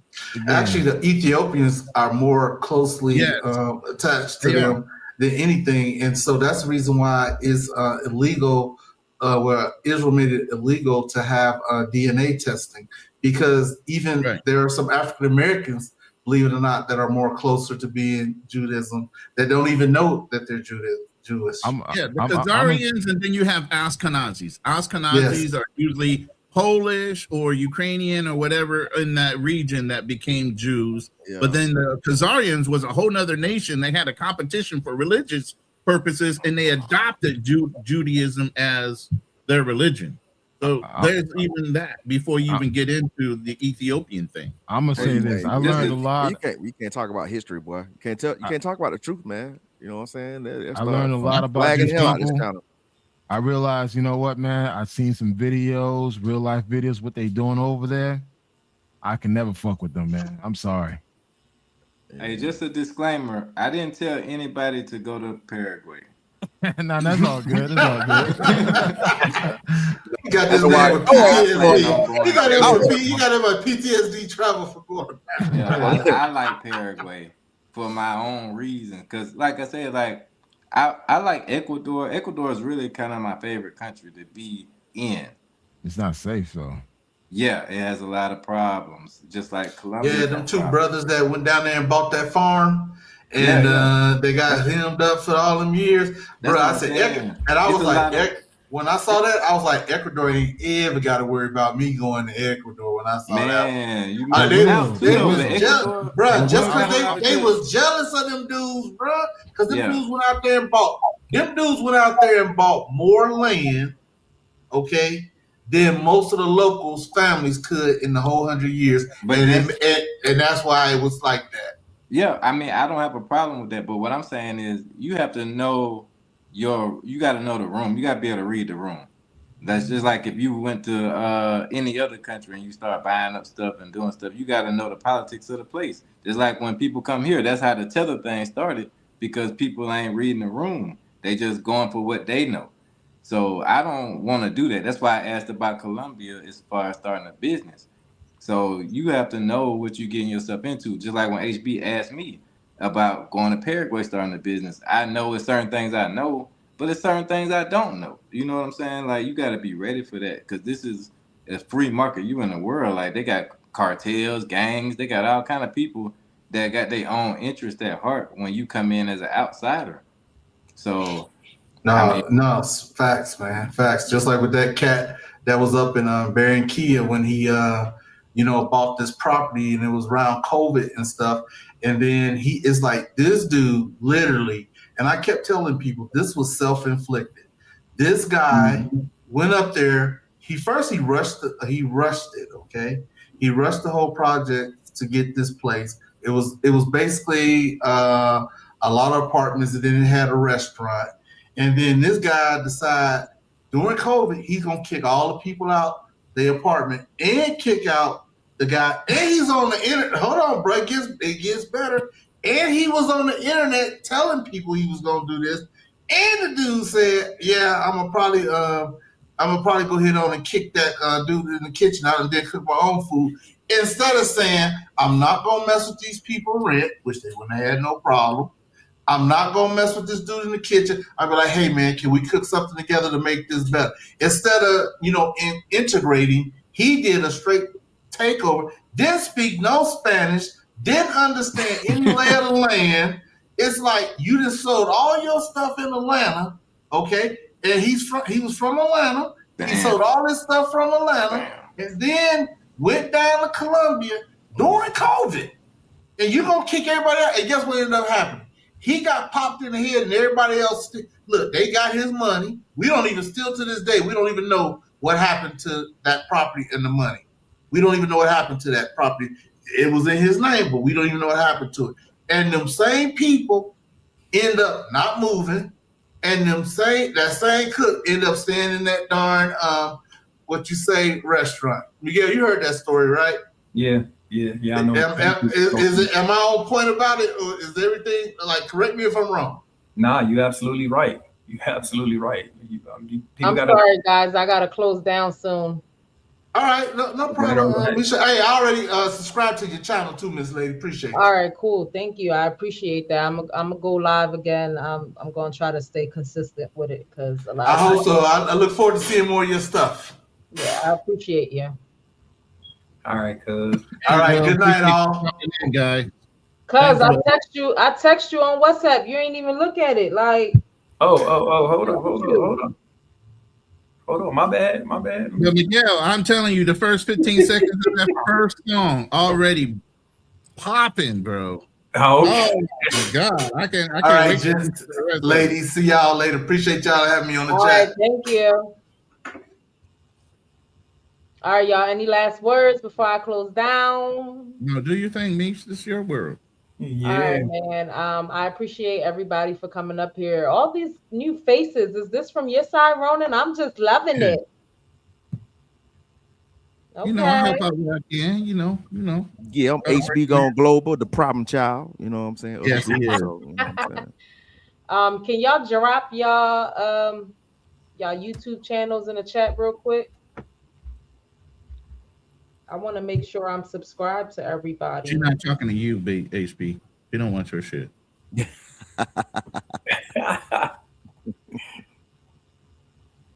Oh man. Trouble.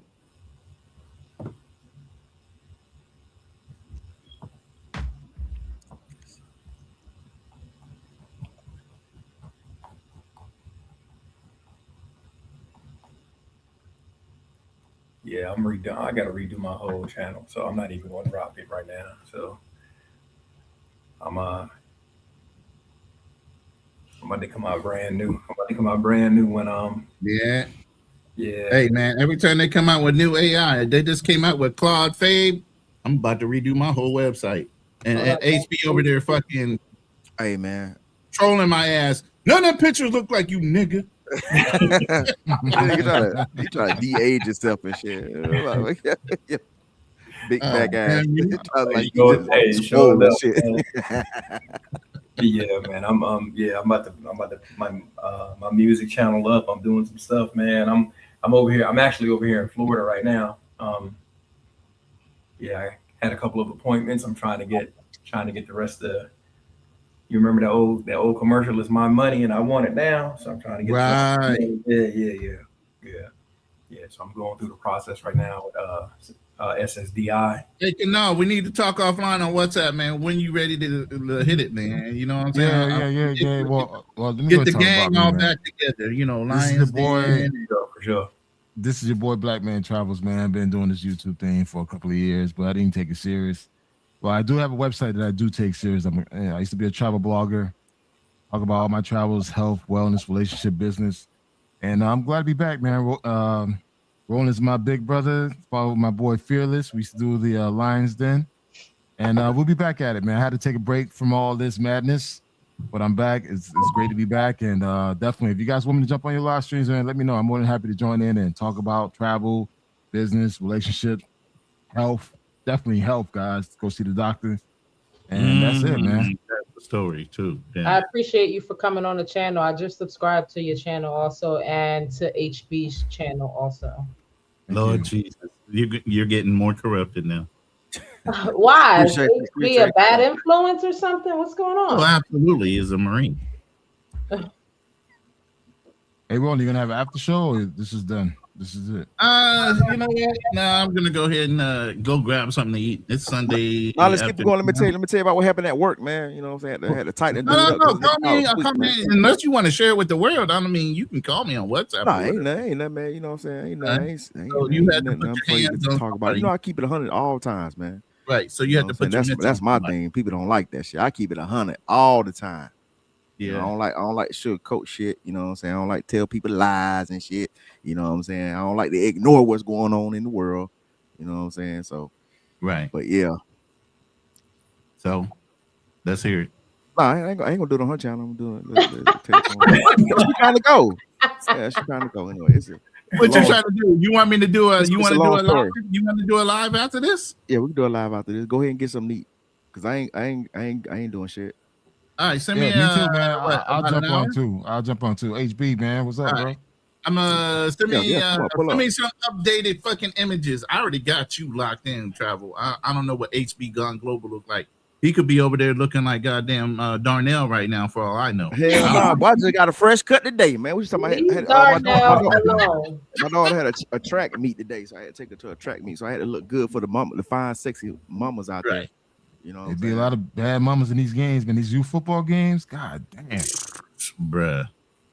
I'm like, man, I'm a married man, can't do a goddamn thing. All day back in the day, I was like, Lord Jesus. All righty now. All right.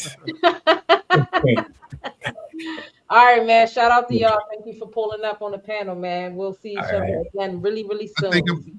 What, 2 hours? You guys good with 2 hours, or you want shorter time? What? I'm talking to the other two. Yo, just let me know. I took a gummy, bro. So I'm gonna be here for a while. He said I took a gummy. I'm feeling right. All right. Hey, man. you good? I know you on the West Coast, so you ain't really scared about time. No, I'm good. All right. Give me about 35, 40 minutes. I'm gonna do make it 20 minutes, dog. 20 minutes, eat a goddamn sandwich, come back online, man. He just told you he on a gummy. What you mean 45 minutes? Yeah, dog, 20 minutes, dog. It takes you 20 minutes to eat a sandwich. Wait. You on a gummy, right? That means I'm gonna give you 20 minutes for your ass to sleep over there. I ain't gonna sleep. I never slept on a goddamn line. Stop that shit, man. I was like, yeah. All right, Miguel, you in? You coming on, Miguel? You coming back? Yeah, I'm gonna refresh my drink and then shit. 20 minutes, man. 20 minutes to eat a goddamn sandwich, man. 20 minutes. 20 minutes. You gonna tell my lady to fix me something in 20 minutes? That's very rude of you. 20 she minutes. Didn't have to meet you. Got 20 minutes, man. Now she got a bad opinion of you. But anyway, minutes, okay. Man. I'll do it 20 minutes. I gotta kick out a thumbnail and then I'll go ahead and load it. 20 minutes. All right, for sure. All right, so I'll take it easy, man. All right, I'm gonna use Miguel's song as an intro. All right. I'm keeping off. Bye. Bye. Bye. Bye. Bye. Bye.